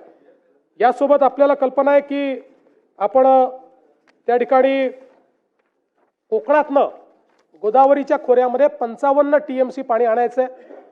त्या संदर्भात मराठवाड्यामध्ये पाणी वळवण्याच्या संदर्भात सविस्तर प्रकल्प अहवालाचं काम अंतिम टप्प्यात आहे आणि मार्च 26 पर्यंत ते काम पूर्ण होऊन त्यालाही MWRRA ची मान्यता आम्ही घेऊ आणि त्याच्यानंतर त्याचंही काम पूर्ण करू. त्यातनं आपला मराठवाडा जो आहे तो त्या ठिकाणी दुष्काळमुक्त होणार आहे. आणि यासोबत मला हे देखील सांगितलं पाहिजे, दमणगंगा एकदरे गोदावरी, दमणगंगा वैतरणा गोदावरी, नारपार गिरणा हे जे प्रकल्प आहेत या सगळ्या प्रकल्पांना आपण त्या ठिकाणी मान्यता देऊन काहींचे टेंडर निघालेले आहेत, काही टेंडर स्टेजवर आहेत आणि त्यातनंही मोठ्या प्रमाणात या ठिकाणी 2.41 लाख हेक्टर इतकी जमीन ओलिताखाली येणार आहे. यासोबत आपण वर्ल्ड बँकेच्या माध्यमातून फ्लड डायव्हर्जनचा प्रकल्प तयार केलेला आहे. तोही आता अंतिम टप्प्यामध्ये आहे. त्यातला पहिला जो पोर्शन आहे त्याचं टेंडरही निघालाय. दुसऱ्या पोर्शनचं अजून फायनल डिझाईन तयार होत आहे, ज्यामध्ये जवळपास कोल्हापूर आणि सांगली इथलं जे फ्लडचं पाणी आहे, हे फ्लडचं पाणी आपण डायव्हर्ट करणार आहोत. आणि आपल्याला ऐकून आश्चर्य वाटेल, वर्ल्ड बँकेच्या सिम्युलेशन स्टडीमध्ये असं लक्षात आलं, दरवर्षी फ्लडचं वाहून जाणारं पाणी हे 100 TMC आहे. 100 TMC पाणी वाहून जातं. त्यातलं 30-35 TMC आपण त्यातलं डायव्हर्ट करू शकतो. ते डायव्हर्ट करून उजनीपर्यंत आणायचं. पश्चिम महाराष्ट्रातले जे काही दुष्काळी तालुके आहेत आणि उजनीतनं पुन्हा मराठवाड्यातले लगतचे जे तालुके आणि जिल्हे आहेत त्याच्यामध्ये पाणी न्यायचं. अशा प्रकारचा हा फ्लड डायव्हर्जनचा प्रोजेक्ट आहे. वर्ल्ड बँकेने याला सगळ्या प्रकारची मान्यता दिली आहे. त्याला निधी देखील वर्ल्ड बँक देतोय. आणि यामुळे मला असं वाटतं की पुढच्या काळामध्ये हे सगळे प्रकल्प, आणि मी असं म्हणत नाही, हे जनरेशनल प्रकल्प आहेत. यातल्या काही प्रकल्पांना 7 वर्ष लागतील, काहींना 8 वर्ष लागतील. पण हे प्रकल्प झाल्यानंतर दुष्काळ हा महाराष्ट्रामध्ये भूतकाळ होईल आणि विदर्भ मराठवाड्यातला दुष्काळ हा नेहमीकरता संपुष्टात येईल. अशा प्रकारचं एक ट्रान्सफॉर्मेशनल काम हे आपण या ठिकाणी केलेलं आहे. खरं म्हणजे आपण जर बघितलं तर विशेषतः हे सरकार जे आहे हे, आणि 2014 पासूनच आपण एक नेहमी प्रयत्न केला की कुठल्याही परिस्थितीमध्ये निधी वाटपामध्ये असमतोल येऊ नये, विदर्भ मराठवाड्यावर अन्याय होऊ नये.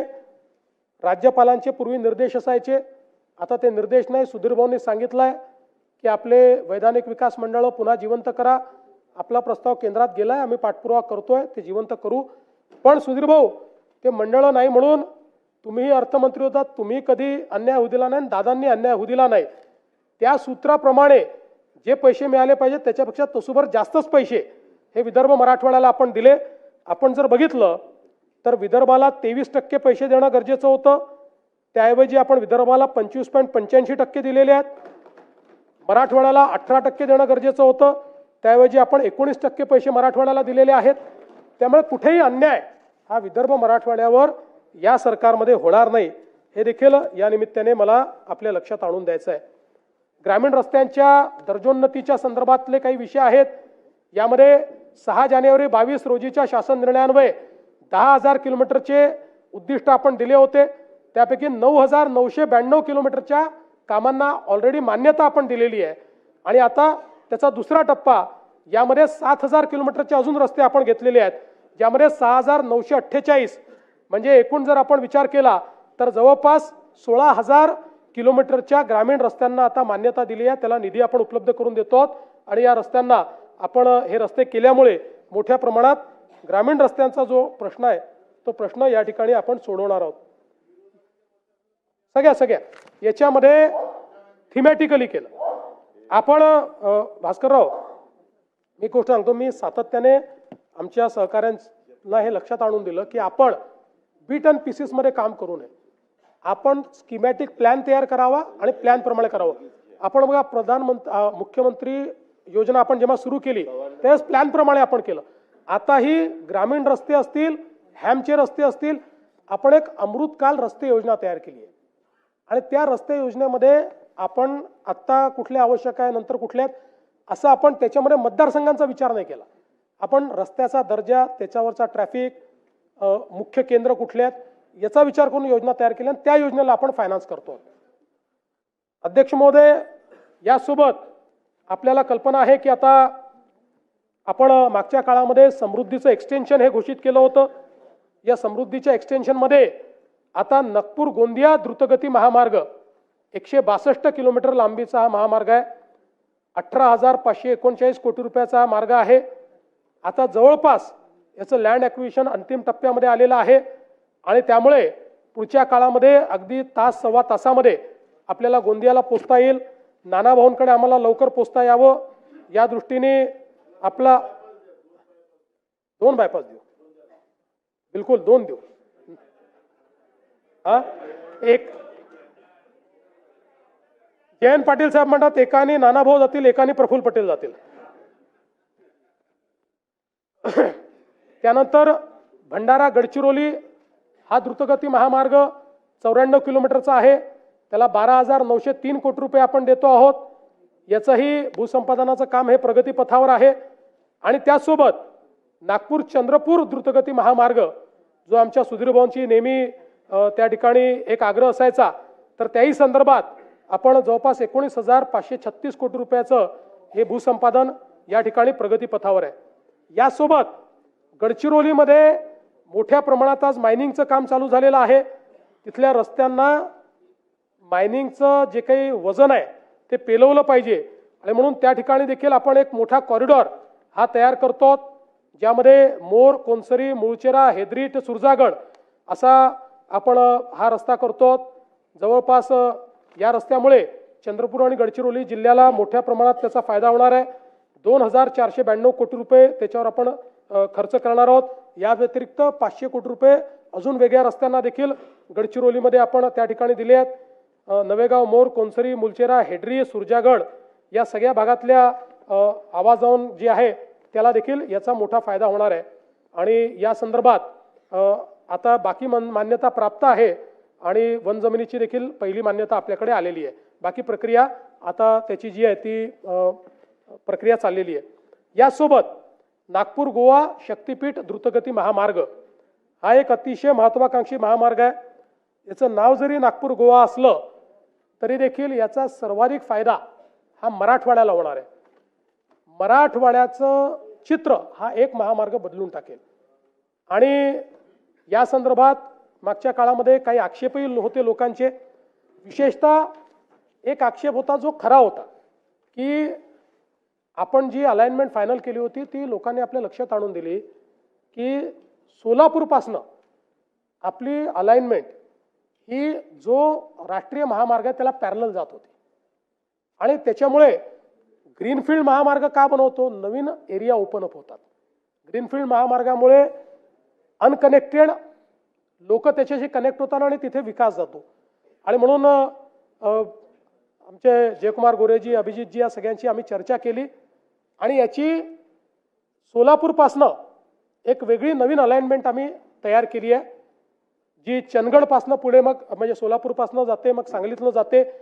आमचे जयंतराव पहिल्यांदा सुटून गेले होते शक्तीपीठ महामार्गातनं, आता तुमच्या जवळ आणला आम्ही. आणि मी तुम्हाला दाव्याने सांगतो की जयंतरावच मला पत्र देतील की हा करा. एवढा फायदा त्यांच्या मतदारसंघाला त्याचा होणार आहे. पंढरपूर जवळून आहे, एकदम पंढरपूर जवळून. त्यामुळे आता आधीचं तर आपलं जवळपास जॉईंट मेजरमेंटही झालेलं आहे, त्याचं ॲक्विजिशन आपण चालू करतोय. ही जी नवीन अलाइनमेंट आहे या नवीन अलाइनमेंटचं आता आपण त्या ठिकाणी आणि पलीकडे तर चंदगड वगैरे त्यांनी मोर्चाकडूनच आमच्याकडनं महामार्ग न्या म्हटलंय, त्यामुळे तिथे काही अडचण नाही आहे. आणि आता सांगतो, ज्यांच्याकडनं आम्ही अलाइनमेंट काढली आता तेही लोक आमच्याकडे आलेले आहेत आणि ते म्हणतात आता काढू नका, तुम्ही इथनंच अलाइनमेंट ठेवा. पण त्यांना आम्ही सांगितलं की तुमच्या विरोधामुळे आम्ही काढलेली नाही, हा अधिक फिजिबल आम्हाला मार्ग मिळालेला आहे. आणि गतिशक्ती प्लॅटफॉर्मवर तो मार्ग नेल्यामुळे गतिशक्ती प्लॅटफॉर्मचा काय फायदा आहे बघा, की जवळपास सगळी वन जमीन आम्हाला त्यातनं वगळता आली. अगदी थोडीशी वन जमीन आली आहे, त्यामुळे त्याचं परमिशन मिळणं अतिशय सोपं झालेलं आहे. आणि खूप मोठ्या प्रमाणात हा मार्ग आपले सगळे शक्तीपीठं तर कनेक्ट करेलच, पण मी तुम्हाला सांगतो की विशेषतः जो दुष्काळी भाग आहे मराठवाड्याचा आणि पश्चिम महाराष्ट्राचा देखील त्याचं चित्र बदलणारा हा महामार्ग ठरेल. याचं काम हे या 2026 मध्येच सुरू झालं पाहिजे अशा पद्धतीनं आम्ही हा प्रयत्न करतो. आपण बघा, या एका महामार्गामुळे आपला जो 18 तासाचा प्रवास आहे तो 8 तासावर येणार आहे. इतक्या मोठ्या प्रमाणात ही कनेक्टिव्हिटी. आणि सगळ्यात महत्त्वाचं काय, आपला लूप तयार होतोय. समृद्धी महामार्ग, नांदेड जालना मार्ग, हा महामार्ग याच्यामुळे महाराष्ट्रातल्या कुठल्याही जिल्ह्याला इंडस्ट्रीचा ॲडव्हान्टेज मिळणार आहे. आत्तापर्यंत इंडस्ट्री ही जिथनं पोर्ट कनेक्टिव्हिटी आहे किंवा लॉजिस्टिक कनेक्टिव्हिटी आहे तिथेच जात होती. यातनं पोर्ट कनेक्टिव्हिटी आणि लॉजिस्टिक्स कनेक्टिव्हिटी ही जवळपास महाराष्ट्रातल्या हे 2-3 आपले हे झाल्यानंतर जवळपास 32 जिल्ह्यांना ही कनेक्टिव्हिटी मिळणार आहे. आणि म्हणून एक प्रकारे महाराष्ट्रातला गेम चेंजर अशा पद्धतीनं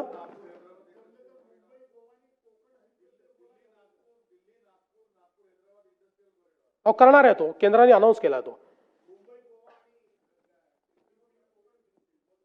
हो हो, मी जरा काय झालं थोडा जास्त अभ्यास विदर्भ मराठवाड्याचा करून आलो ना.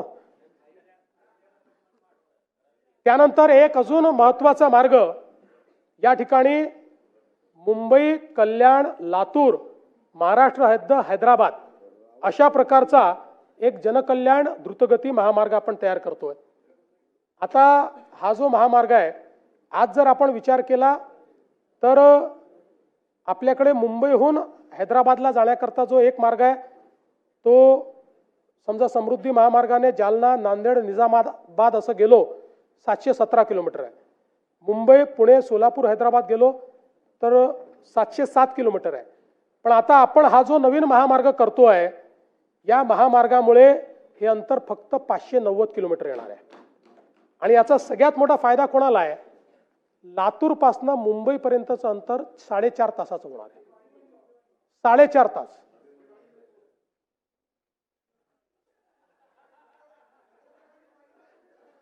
हो, तुम्ही मागितला म्हणून तर मी दिलाय.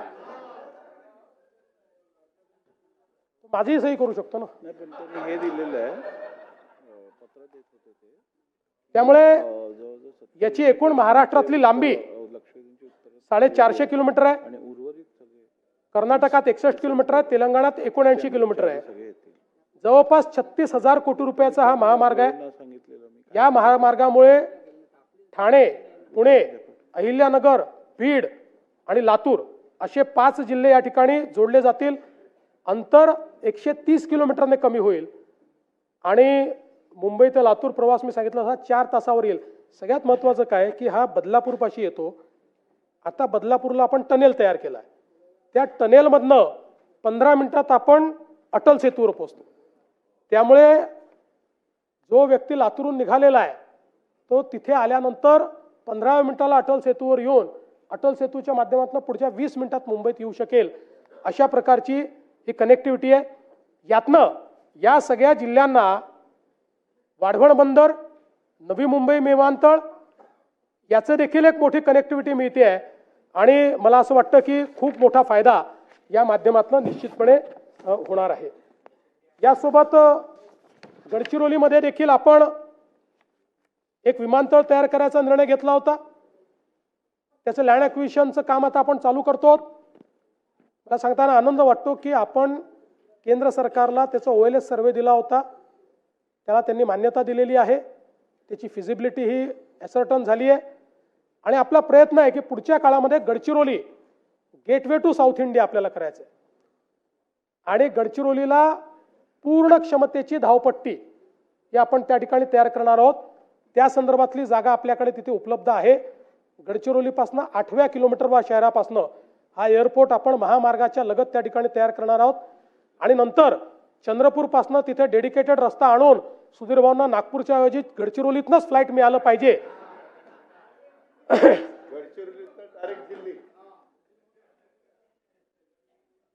यासोबत मला आनंद आहे की अमरावती विमानतळाचं काम आपण पूर्ण केलं. नाईट लँडिंगची व्यवस्था आपण त्या ठिकाणी केली.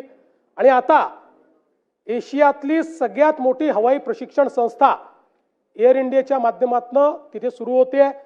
त्याचं काम आता जवळपास बांधकाम पूर्ण झालेलं आहे. पुढच्या 3-4 महिन्यात ते लोक त्याचं काम सुरू करतील. त्या संदर्भात 34 विमानं ते आणतायत तिथे. त्यातली 2 विमानं ऑलरेडी पोहोचलेली आहेत. आणि 14 म्हणजे हे 34 विमानं आणि त्यासोबत 14 पायपर विमानं अशा पद्धतीनं त्या ठिकाणी अतिशय मोठी ही संस्था तयार होते. कारण आज आपल्याला माहिती आहे सर्वात जास्त पायलटची आपल्याला आवश्यकता आहे.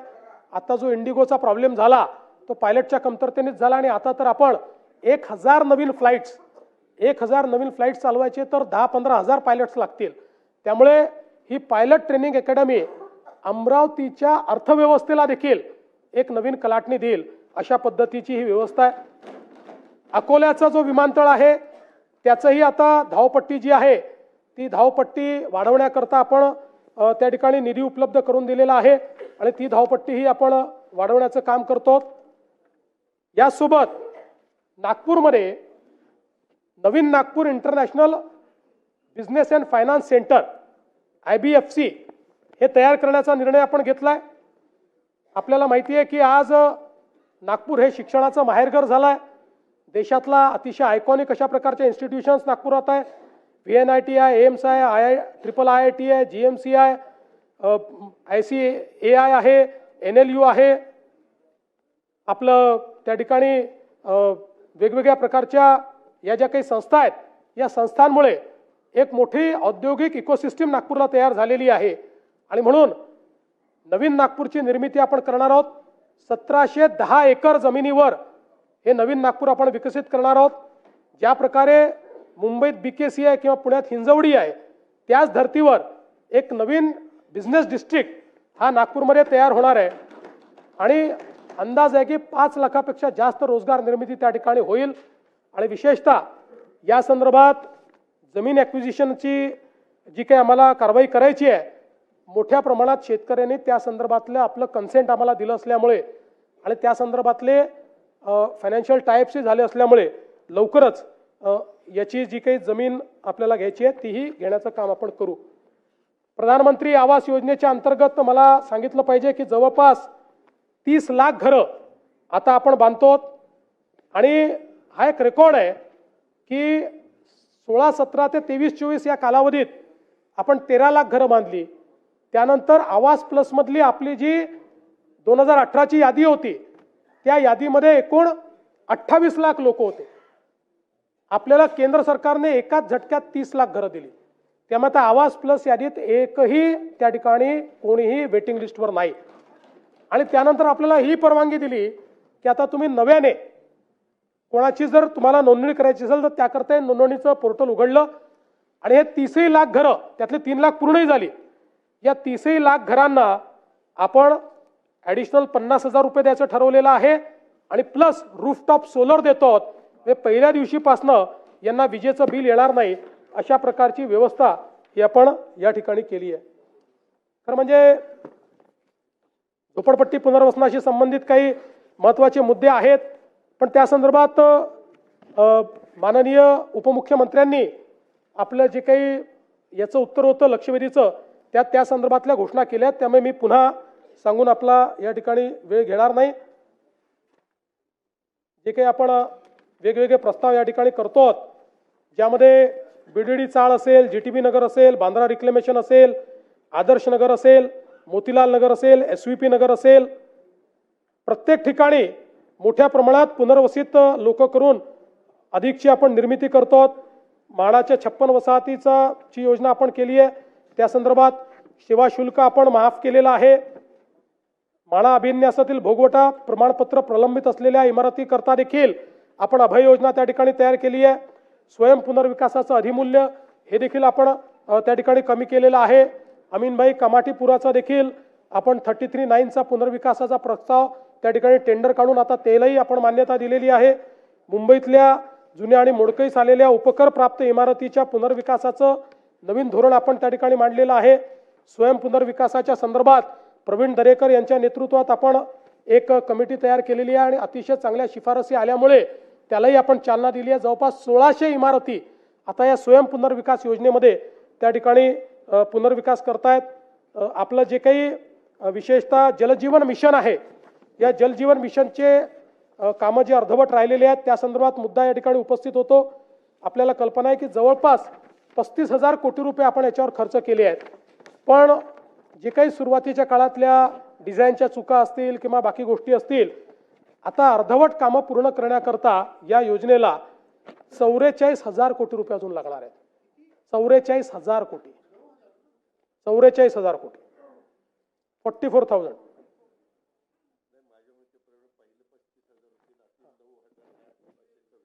माझं काही आता या नाही 44,000 आहे, ॲडिशनल आहे. ॲडिशनल 44,000 आहेत. त्यापैकी पहिल्या टप्प्यामध्ये 15,000 कोटी रुपयाचा हुडकोशी आपण टायप केला आहे. ते 15,000 कोटी रुपये आणून आपण एक काम करतोय. शासनाने निर्णय घेतलाय, पण आता हे दायित्व आपण स्वीकारलेलं आहे. टप्प्याटप्प्याने आपल्याला पूर्ण केंद्र सरकार आता द्यायला आपण त्यांना प्रस्ताव पाठवलाय. पण त्यांचं म्हणणं आहे की तुमची राज्याची एक प्रकारे चूक आहे. तुम्ही जेव्हा डिझाईन केली योजना त्यावेळी अनफॉर्च्युनेटली अनेक ठिकाणी आपल्याकडे याचं डिझाईन करताना अधिकाऱ्यांनी घर बसल्या डिझाईन केलं. आणि त्यामुळे त्यातल्या अडचणी आल्या. पण आता नीट याच्या संदर्भात एजन्सीज लावून थर्ड पार्टीचं परीक्षण करून प्रत्येक ही जी योजना आहे त्याला पूर्ण करण्याकरता किती निधी लागणार आहे त्याची फेर प्रशासकीय मान्यता ही आपण करतो आणि फेर प्रशासकीय मान्यता करूनच त्याला आपण निधी देणार आहोत. 15,000 कोटी रुपये त्याकरता आपण उपलब्ध करून देतो. हो, ते तर आता काल अनाऊन्स केलं ना. यासोबत काही अजून विषय आहेत. आता त्या सगळ्या विषयांमध्ये मी जात नाही. मुख्य विषय आपला हो ते करणार ना. आपल्याला माहिती आहे की मुंबईमध्ये मेट्रोचं मोठं जाळं आपण तयार करतो. आतापर्यंत मुंबईमध्ये जी मेट्रोची लांबी कार्यरत आहे ती लांबी जवळपास 91 किलोमीटरची आहे. या 91 किलोमीटरच्या लांबीमध्ये रोज जवळपास 9,50,000 प्रवासी हे प्रवास करतायत. आणि आता पुढच्या 2 वर्षामध्ये या 91 किलोमीटर सोबत अजून 132 किलोमीटरची लांबी ही कार्यान्वित होईल. आम्ही निर्णय केला आहे की दरवर्षी 50 ते 60 किलोमीटर काम पूर्ण करायचं आणि त्यामुळे मोठ्या प्रमाणात मुंबईची कनेक्टिव्हिटी ही त्यातनं वाढणार आहे. पुण्यामध्ये 33 किलोमीटरचा मार्ग कार्यान्वित झाला आहे. त्यात 2.23 लाख प्रवासी सुविधेचा लाभ घेतात. आता ॲडिशनल त्या ठिकाणी 45 किलोमीटरचं काम प्रगतीपथावर आहे, ज्यातलं 27 किलोमीटर हे आपण पुढच्या 1.5 वर्षामध्ये पूर्ण करणार आहोत. नागपूरमध्ये 40 किलोमीटरचं काम पूर्ण झालं आहे. रोज जवळपास 1,10,000 प्रवासी त्याचा लाभ घेतात आणि अजून आपण 43 किलोमीटरचं काम आता हातामध्ये घेतलं आहे, जे पुढच्या 2 वर्षामध्ये आपण त्या ठिकाणी पूर्ण करू. यासोबत मुंबईमध्ये जी वेगवेगळी कामं आपण हातामध्ये घेतलेली आहेत, ज्यामध्ये आपल्याला कल्पना आहे की आपण आता ऑरेंज गेट टनेलचं काम चालू केलेलं आहे, ज्यातनं आपण भुयारी मार्ग करतो. आपण जो कोस्टल रोड आहे त्याचा नॉर्थ कोस्टल रोड करतो. आता आपण बांद्र्याहून वर्सोवाला पोचू. वर्सोव्यापासनं दहिसर आणि दहिसरपासनं भाईंदर अशा प्रकारचा आपण रस्ता आता केलेला आहे. आणि त्यासोबत आपण भाईंदरच्या उत्तरपासनं विरारपर्यंत हा देखील एक समुद्री मार्ग यालाही मान्यता दिलेली आहे आणि त्यालाही पुढच्या काळामध्ये आपण करणार आहोत. यासोबत वेगवेगळे जे टनेल्स आहेत ते देखील आपल्याला या ठिकाणी माहिती आहेत की ज्यातनं आपण मोठ्या प्रमाणात काम चालू केलेलं आहे. ठाणे ते बोरिवली भुयारी मार्ग, गोरेगाव ते मुलुंड लिंक रोड, उल्वे सागरी किनारा मार्ग, अटल सेतू इंटरचेंज आणि त्यासोबत आपल्याला माहिती आहे की मिसिंग लिंक जी आहे त्याचंही काम आता आपण पूर्ण करतो आहोत. पुण्याचा चक्राकार मार्ग आहे त्याचंही काम आपण आता हातामध्ये घेतलेलं आहे. या माध्यमातून मोठ्या प्रमाणात पुणे आणि मुंबई या महानगरांमध्येही आपण काम करणार आहोत. अध्यक्ष महोदय, यासोबतच या आपल्या प्रस्तावामध्ये गृह विभागाच्या संदर्भात देखील अनेक बाबी मांडण्यात आल्या आणि त्याही संदर्भात खरं म्हणजे गृह विभागाची चर्चा आपण नेहमीच घेतो, कारण हा सगळ्यात सेन्सिटिव्ह विभाग आहे आणि राज्यामध्ये एखादी घटना झाली तर त्याचे पडसाद हे या सभागृहात उमटणं हे अतिशय साहजिक आहे. ते प्रतिबिंब निश्चितपणे उघडत असतं. आपण जर बघितलं तर क्राईम इन इंडियाच्या रेकॉर्डप्रमाणे आपण प्रति लाख लोकसंख्येचा विचार केला तर गुन्ह्यांमध्ये क्राईम रेटमध्ये महाराष्ट्र 8व्या क्रमांकावर आहे. पण यामध्ये आपण जर बघितलं तर ऑक्टोबर 24च्या तुलनेत ऑक्टोबर 25 पर्यंतचं जर आपण स्टॅटिस्टिक्स बघितलं, आता मी नेहमी म्हणतो की आकडेवारी खरं म्हणजे याचं काही समर्थन होत नाही, पण आकडेवारीने समजतं म्हणून ते सांगावं लागतं. तर आपण जर बघितलं तर ऑक्टोबर 24च्या तुलनेत ऑक्टोबर 25 पर्यंत गुन्ह्यांमध्ये जवळपास 7,711 गुन्ह्यांची घट आहे, म्हणजे जवळपास 2.5% ती घट आहे. आणि याच्यामध्ये गत वर्षीपेक्षा खून, दरोडा, जबरी चोरी, घरफोडी त्यानंतर या गुन्ह्यांमध्ये लक्षणीय वाढ झाली आहे. मात्र बलात्कार हा जो गुन्हा आहे त्याच्यामध्ये 375नी वाढ झालेली आहे. दोषसिद्धीचं प्रमाण हे मात्र मला या सभागृहाच्या नजरेस आणून द्यायचं आहे की 3 नवीन कायदे आल्यानंतर काय परिणाम आहे. आपल्याला माहिती आहे 2013 साली आपलं दोषसिद्धीचं प्रमाण हे 9% होतं. 100 गुन्हेगारांपैकी 91 गुन्हेगार सुटायचे, 9% होतं. त्यानंतर आपण 14 पासून ज्या उपाययोजना केल्या त्या उपाययोजनांच्या आधारावर आपण ते 50% आणलं. पण आता नवीन कायदे आल्यानंतर म्हणजे ऑक्टोबर 24 मध्ये आपलं दोषसिद्धीचं प्रमाण हे 50% होतं.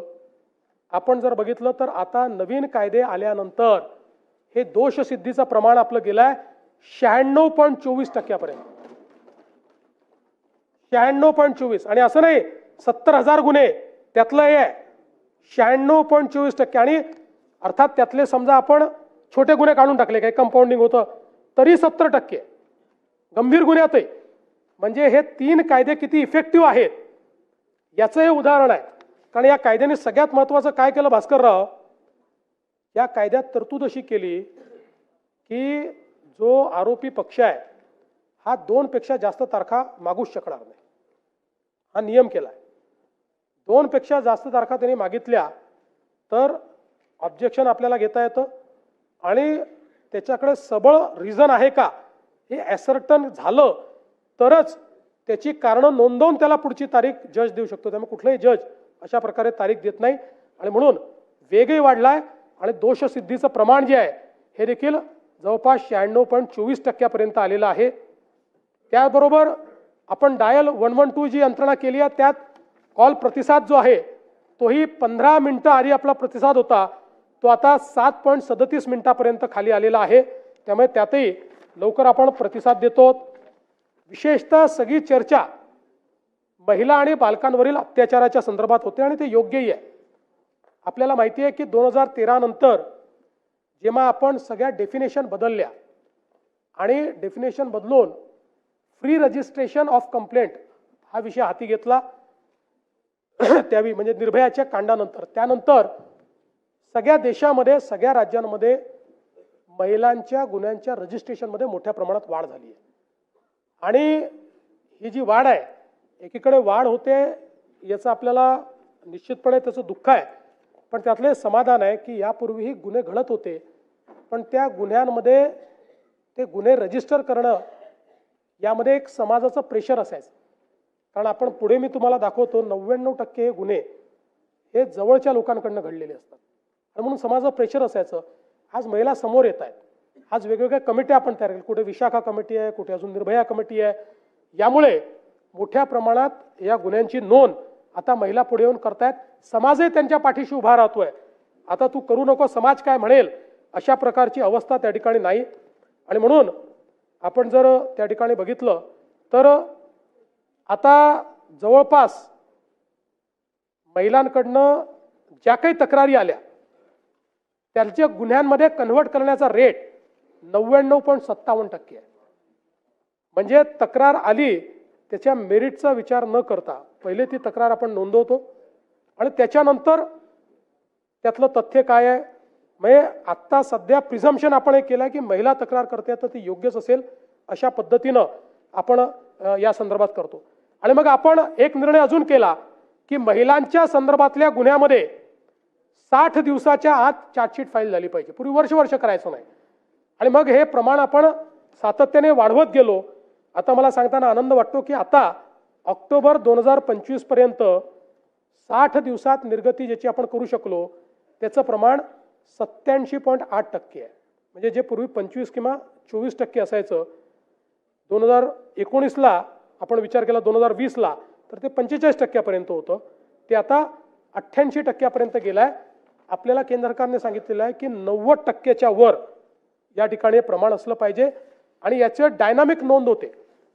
TISSO इन्व्हेस्टिगेशन ट्रॅकिंग सिस्टीम आहे फॉर सेक्शुअल ऑफेन्सेस, त्याच्यावर याचं ट्रॅकिंग होतं. त्यामुळे प्रत्येक राज्याची लिस्टच असते कुठल्या राज्यामध्ये किती गुन्हे वेळेत त्याची चार्जशीट झाली. त्यात आपलं काम हे आता योग्य पद्धतीने चाललंय. फास्ट ट्रॅक कोर्ट देखील आपण सुरू केलेले आहेत. National mission for safety of women या संदर्भात आपण जी काही कारवाई आहे ती केलेली आहे. आणि जसं मी सांगितलं की रिस्पॉन्स टाईम हा महिलांच्या संदर्भात देखील मोठ्या प्रमाणात आपण केला आहे. लहान मुलींवरील लैंगिक अत्याचाराची जी प्रकरणं आहेत त्या प्रकरणामध्ये अशा प्रकारे गुन्हे दाखल करण्याचा जो दर आहे तो जवळपास 99.1% या ठिकाणी आहे आणि ते सगळे गुन्हे आपण उघडकीस आणलेले आहेत. आपण आता ऑपरेशन मुस्कानच्या माध्यमातून 2015 ते 2024 13 ऑपरेशन मुस्कान केले आणि 41,193 लहान मुलं आणि मुली यांचा शोध घेऊन त्यांना त्यांच्या घरी नेलाय. आणि सगळ्यात महत्त्वाचं काय आहे तर याच्यामध्ये जवळपास 20,000 मुलं आणि 8,000 मुली ज्या आपण शोधून घरी पोहोचवल्या त्या आपल्या रेकॉर्डवरच नव्हत्या. त्यांच्या घरच्यांनी कुठलीही कंप्लेंट केलेली नव्हती. पण हे ऑपरेशन मुस्कानच्या माध्यमातून आणि आता ऑपरेशन शोध आपण चालू केलं. ऑपरेशन शोध मध्ये काय आहे तर आपल्याला माहिती आहे की वर्षभरामध्ये निघून गेलेले लोक परत येतात. परत आल्यानंतर पण एखाद वर्षानंतर शोधण्याची गती कमी होऊन जाते आणि म्हणून ऑपरेशन शोध जुन्या केसेसमध्ये शोध घ्या अशा पद्धतीने आपण चालू केला. आणि त्यातही जवळपास 17/4/25 ते 15/5/25 या कालावधीत ऑपरेशन शोध एक मोहिमेच्या अंतर्गत 4,960 महिला आणि 1,364 बालकांचा शोध घेण्यात आला. आणि रेकॉर्डवर नसलेल्या अजून 106 महिला आणि 707 बालकांचा शोध हा या ऑपरेशनमध्ये घेण्यात आला. आणि तसंच आता ऑपरेशन शोधचा दुसरा जो टप्पा आहे तो टप्पा देखील या ठिकाणी चाललेला आहे. आणि मग एक आपला नेहमीचा मुद्दा या ठिकाणी येतो की अपहरणाचा मुद्दा एक सातत्याने आपल्याकडे मांडला जातो की किती अपहरण झालं अशा पद्धतीनं एक मुद्दा मांडला जातो. मुळामध्ये मला या ठिकाणी लक्षात आणून द्यायचं आहे की केंद्र सरकारने एक निर्णय केला आणि त्या निर्णयाच्या अंतर्गत केंद्र सरकारने सांगितलं केंद्र सरकारने सांगितलं की कुठलेही अशा प्रकारची महिला असेल मुलगी असेल घरातनं निघून गेली आणि 24 तासात जर ती सापडली नाही तर फौजदारी गुन्हा पकडायचा आणि मग किडनॅपिंगचा गुन्हा आपण दाखल करतो. अनेक वेळा नंतर त्या परत येतात सापडतात कधी घरगुती भांडणातनं त्या ठिकाणी गेलेले असतात. आणि म्हणून हा जो नंबर आहे हा नंबर फार मोठा सुरुवातीला आपल्याला दिसतो.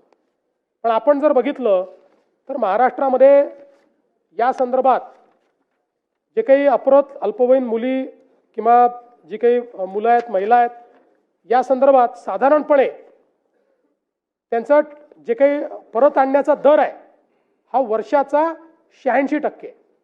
गेलेले 86% परत येतात आणि पुढच्या वर्षात अजून त्यातले 10% परत येतात म्हणजे सापडतात. एका वर्षात 86% सापडतात आणि असं करता करता 98% आपण पोहोचतो.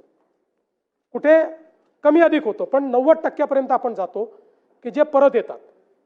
म्हणजे एक तर आपण त्यांना शोधतो किंवा ते परत येतात किंवा त्यांची भांडणं त्या ठिकाणी संपतात. आणि म्हणून आपण जर कारण आता मुंबईची चर्चा फार मोठ्या प्रमाणात झाली आणि म्हणून मुंबईमध्ये तर आपण जर बघितलं तर मुंबईमध्ये तर हा परत आणण्याचा दर जो आहे हा 99% मुंबईमध्ये.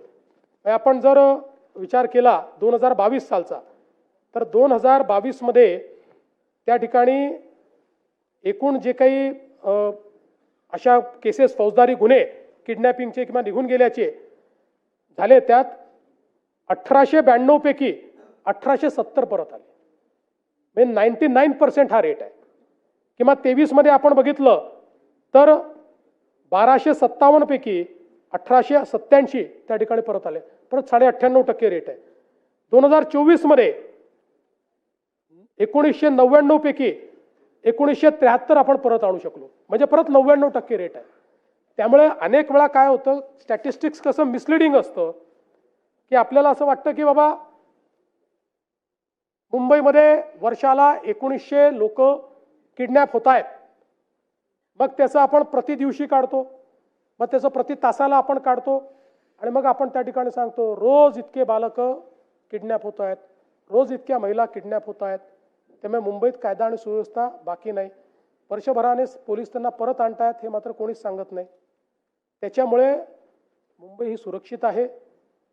मुंबईत नोन अशा प्रकारच्या कुठल्या गँग्स नाहीत पण काही असल्या तरी त्या जेरबंद आपण करतो. आणि अशा प्रकारे हे जे काही हरवलेले किंवा किडनॅप झालेले आहेत त्यांना परत आणण्याचं काम देखील पोलिसांच्या माध्यमातून मोठ्या प्रमाणात चाललेलं आहे. हे होत असताना मला या ठिकाणी सांगायचं आहे की आपण मोठ्या प्रमाणात पोलीस भरती या महाराष्ट्रामध्ये केलेली आहे. गेल्या 10 वर्षात, हे मी गृहमंत्री जास्तीत जास्त काळ होतो म्हणून सांगतो, केलेली पोलीस भरती 88,633 आहे आणि गेल्या 3 वर्षात केलेली पोलीस भरती ही 51,207 आहे आणि आता पुन्हा 25,000 पोलीस भरती ही महाराष्ट्रामध्ये चाललेली आहे. त्यामुळे एक प्रकारचा पोलीस भरतीचा रेकॉर्ड हा महाराष्ट्रामध्ये आपण त्या ठिकाणी तयार केलेला आहे. प्रतिबंधात्मक कारवाई मोठ्या प्रमाणात आपण वाढवली आहे, त्याची आता आकडेवारी देऊन आपल्याला मी सांगणार नाही. नवीन फौजदारी कायद्यांच्या संदर्भातही मी आपल्याला सांगितलं आहे, उशीर झाल्यामुळे त्याही संदर्भात आपला जास्त वेळ मी घेत नाही. पण अनेक वेळा आपल्या चर्चेमध्ये नेहमीच नागपूरचं नाव आल्याशिवाय आपल्याला चर्चेला काही तडका येत नाही, सावजी होत नाही तो. त्यामुळे मी आपल्याला सांगू इच्छितो की नागपूर शहरामध्ये ऑक्टोबर 2024च्या तुलनेत ऑक्टोबर 2025 मध्ये एकूण 901 गुन्हे कमी झाले आहेत. गुणात्मक बदल आहे. आणि यामध्ये हा बावनकुळेंचीच आहे, तेच लक्ष देतात, मी देतच नाही. मी मुंबईत असतो, ते नागपुरात ते असतात.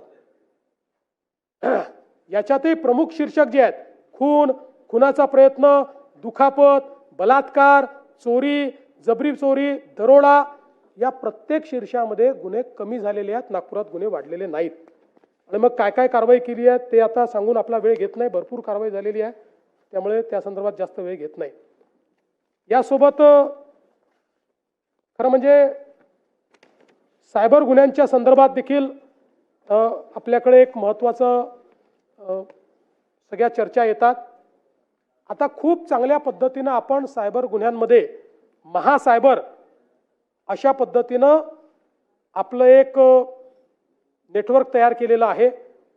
हे जे आपलं हेडक्वार्टर आहे महासायबर, हे देशातलं सगळ्यात आधुनिक हेडक्वार्टर आहे. आता जवळपास 4-5 राज्यांनी आपल्याला विनंती केली, आपण त्याला कॉर्पोरेशनमध्ये परिवर्तित केलं आहे. कारण आपण एवढी कॅपॅबिलिटी उभी केली तर त्याचा फायदाही झाला पाहिजे. आता 3-4-5 राज्यांनी आपल्याकडे येऊन ते पाहून गेले, त्यातले 3 राज्य तर नक्कीच आपल्याला त्यांच्याकडे तसं महासायबर उभं करण्याचं काम देत आहेत. आणि 2 देश हे आता आपल्याला ते काम देत आहेत महासायबरला, की तशा प्रकारचं सायबर हेडक्वार्टर आपण त्यांच्याकडेही जाऊन उभं करावं. त्यातलं आज रात्री 8:30 वाजता एका देशासोबत कदाचित आमचा अंतिम करार होईल. आणि या माध्यमातून आता आपल्याकडे कॅपेबिलिटी आहे. आपण पूर्वी ज्या गोष्टींकरता केंद्र सरकारकडे पाहायचो त्या सगळे आता आपण त्या ठिकाणी कॅपेबिलिटी वापरू शकतो. गोल्डन अवरमध्ये लोकांचे जाणारे पैसे आपण थांबवू शकतो. मोठ्या प्रमाणात आपल्याकडे हे फेक कॉल सेंटर्स असतील, मोठ्या प्रमाणात सायबर फ्रॉड्स असतील, डिजिटल अरेस्ट असेल, या सगळ्या गुन्ह्यांमध्ये आपण लोकांना वाचवलेलं आहे. आणि सगळ्यात महत्त्वाचं की अनेक मुली ज्या सेक्स्टॉर्शनच्या बळी पडल्या होत्या आणि आत्महत्येच्या विचारात होत्या, अशांना वाचवण्याचं काम या आपल्या सायबर युनिटच्या माध्यमातून झालं आहे. 100 पेक्षा जास्त लोक असे आहेत की आपल्या सगळ्या जे काही सोशल मीडिया चालतो, या सोशल मीडियामध्ये असं लक्षात आलं की आत्महत्या करण्याची त्यांनी काही म्हणजे संकल्पना बोलून दाखवली आहे किंवा निराशा दिसते आहे. त्यांना स्वतः हुडकून आणि त्यांच्याशी चर्चा करून त्यांना आत्महत्येपासून परावृत्त करण्याचं काम हे आपल्या महासायबरच्या माध्यमातून आपण केलेलं आहे. आणि आज आपल्याकडे खूप मोठ्या प्रमाणात त्याची व्यवस्था आहे. अंमली पदार्थ हा आज आपल्या समोरचा सगळ्यात मोठा प्रश्न आहे. महाराष्ट्रामध्ये अंमली पदार्थाच्या संदर्भात एक 0 टॉलरन्सची आपण भूमिका घेतली आहे. अनेक वेळा लोक असं म्हणतात की बाबा इथे माल सापडतोय, तिथे माल सापडतोय. याचं कारण आहे की एक मोठं इंटेलिजन्सचं नेटवर्क तयार झालं आहे. केंद्र सरकारने आता सगळ्या राज्यांना एका पेजवर आणलंय. सगळे राज्य इंटेलिजन्स शेअरिंग करतायत. आपण तेलंगणामध्ये जाऊन पकडलं, आपण दिल्लीमध्ये जाऊन पकडलं, कारण इंटेलिजन्स शेअरिंग होत आहे. आणि म्हणून आता मोठ्या प्रमाणात आपण याची कारवाई सुरू केलेली आहे. आपण जर विचार केला तर साधारणपणे यामध्ये हजारो कोटी रुपयाचं ड्रग्स हे आपण पकडलेलं आहे.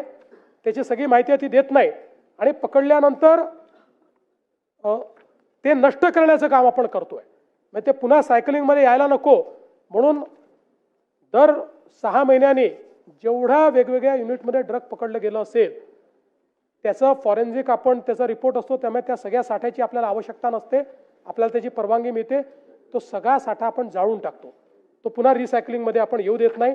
आणि खूप ठिकाणून येतोय, असं नाही. काय होतं याच्यामध्ये, हे MD वगैरे तर नानाभाऊ पूर्वीच्या काळामध्ये जसं आपण आपल्याकडे गुऱ्हाळ असायचं, कढईमध्ये उसाचा रस टाकला की आपले सराटे घेऊन आपण त्यातनं राब काढायचो आणि गुळ तयार करायचो, असं मेफेड्रॉन तयार होतं, साध्या कढईमध्ये तयार होऊ शकतं. हा एक मोठा चॅलेंज आहे. म्हणजे आपण ते मोठे मोठे ड्रग्ज जे आहेत महागडाचे ते तर आपण पकडतोय, ते बाहेरून यावे लागतात, पण या ठिकाणी हे ड्रग्ज जे आहेत हे अतिशय सिम्पली तयार होत आहेत. आणि म्हणून याच्यावर इंटेलिजन्स व्यवस्था ठेवणे आणि त्याच्यावर कारवाई करणे आणि कडक कारवाई करणे. म्हणूनच आपण ड्रग्सच्या संदर्भात 2 गोष्टी केल्यात. MPD आणि मोकामरे यांना घेतलेलं आहे, ते आपण लावतो. आणि कोणी पकडलं गेलं, पेडलरही पकडला गेला तरी फॉरवर्ड लिंकेज काय आणि बॅकवर्ड लिंकेज काय हे आपण शोधून काढतो. वेगवेगळ्या ठिकाणी लक्षात आलं की कंटेनरमध्ये ड्रग्ज येत आहेत. आता सगळ्या हे जे काही पोर्ट्स आहेत त्या ठिकाणी स्कॅनिंग मशीन लावलेले आहेत, ज्यातनं ते स्कॅन आपल्याला करता येतं आणि त्यातनं समजतं. पोस्टाने पाठवतायत, आपलं वेगवेगळ्या प्रकारच्या पद्धती त्या ठिकाणी वापरतायत. तेही सगळ्या लोकांना आपण हे सांगितलेलं आहे की तुमच्यावर जबाबदारी आहे.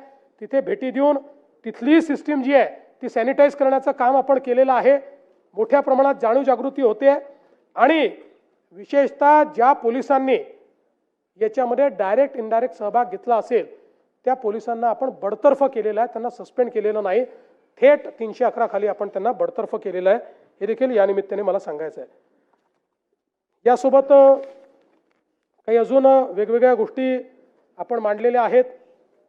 मी आता त्या सगळ्या गोष्टी आपल्यासमोर, म्हणजे काही महिला अत्याचाराचे विषय ते देखील आपल्यासमोर ठेवले आहेत.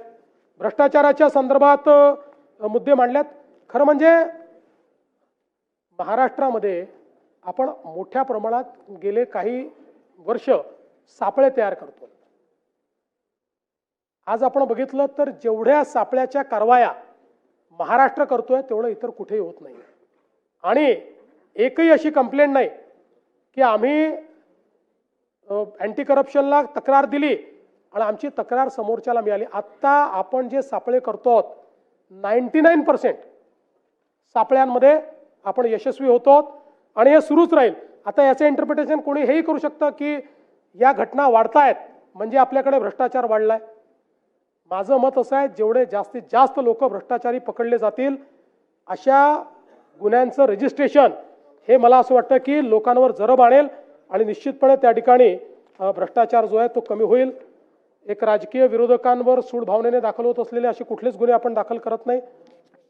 टोळ्यांच्या दहशतीच्या संदर्भात देखील काही विषय आलेले आहेत. मोठ्या प्रमाणात यामध्ये कारवाई आपण केली आहे. आपण जर बघितलं तर पुण्यामध्ये जवळपास 42 गुन्हे आपण दाखल केले आहेत. 182 आरोपी जे टोळ्यांच्या माध्यमातून काम करतात त्यांच्यावर कारवाई केली आहे.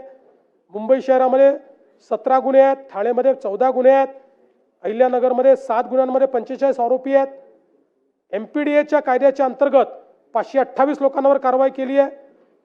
त्यानंतर 55, 56, 57च्या अंतर्गत 5163 लोकांवर कारवाई केली आहे आणि प्रतिबंधात्मक कारवाया 2028 लोकांवर केलेल्या आहेत.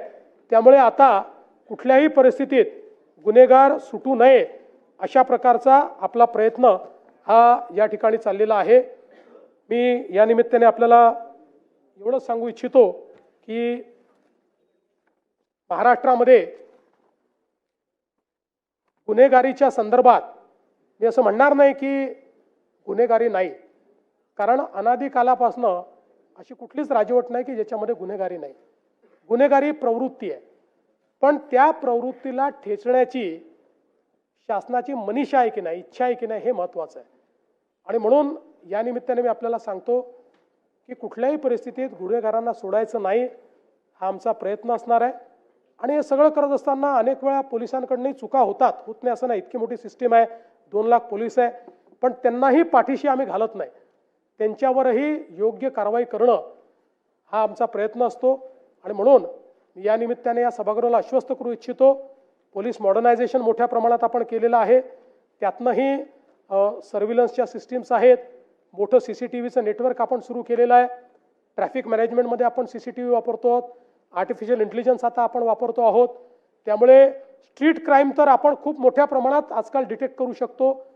आणि म्हणून मी या सभागृहाला आश्वस्त करतो की आपण वेगवेगळ्या लोकांनी ज्या भावना मांडलेल्या आहेत आणि काही प्रकरणं देखील दिलेली आहेत, सगळ्या प्रकरणांचा मी उल्लेख केला नसला तरी त्या सगळ्यांवर आम्ही कारवाई करू आणि त्या संदर्भातली माहिती आपल्यापर्यंत पोहोचवू.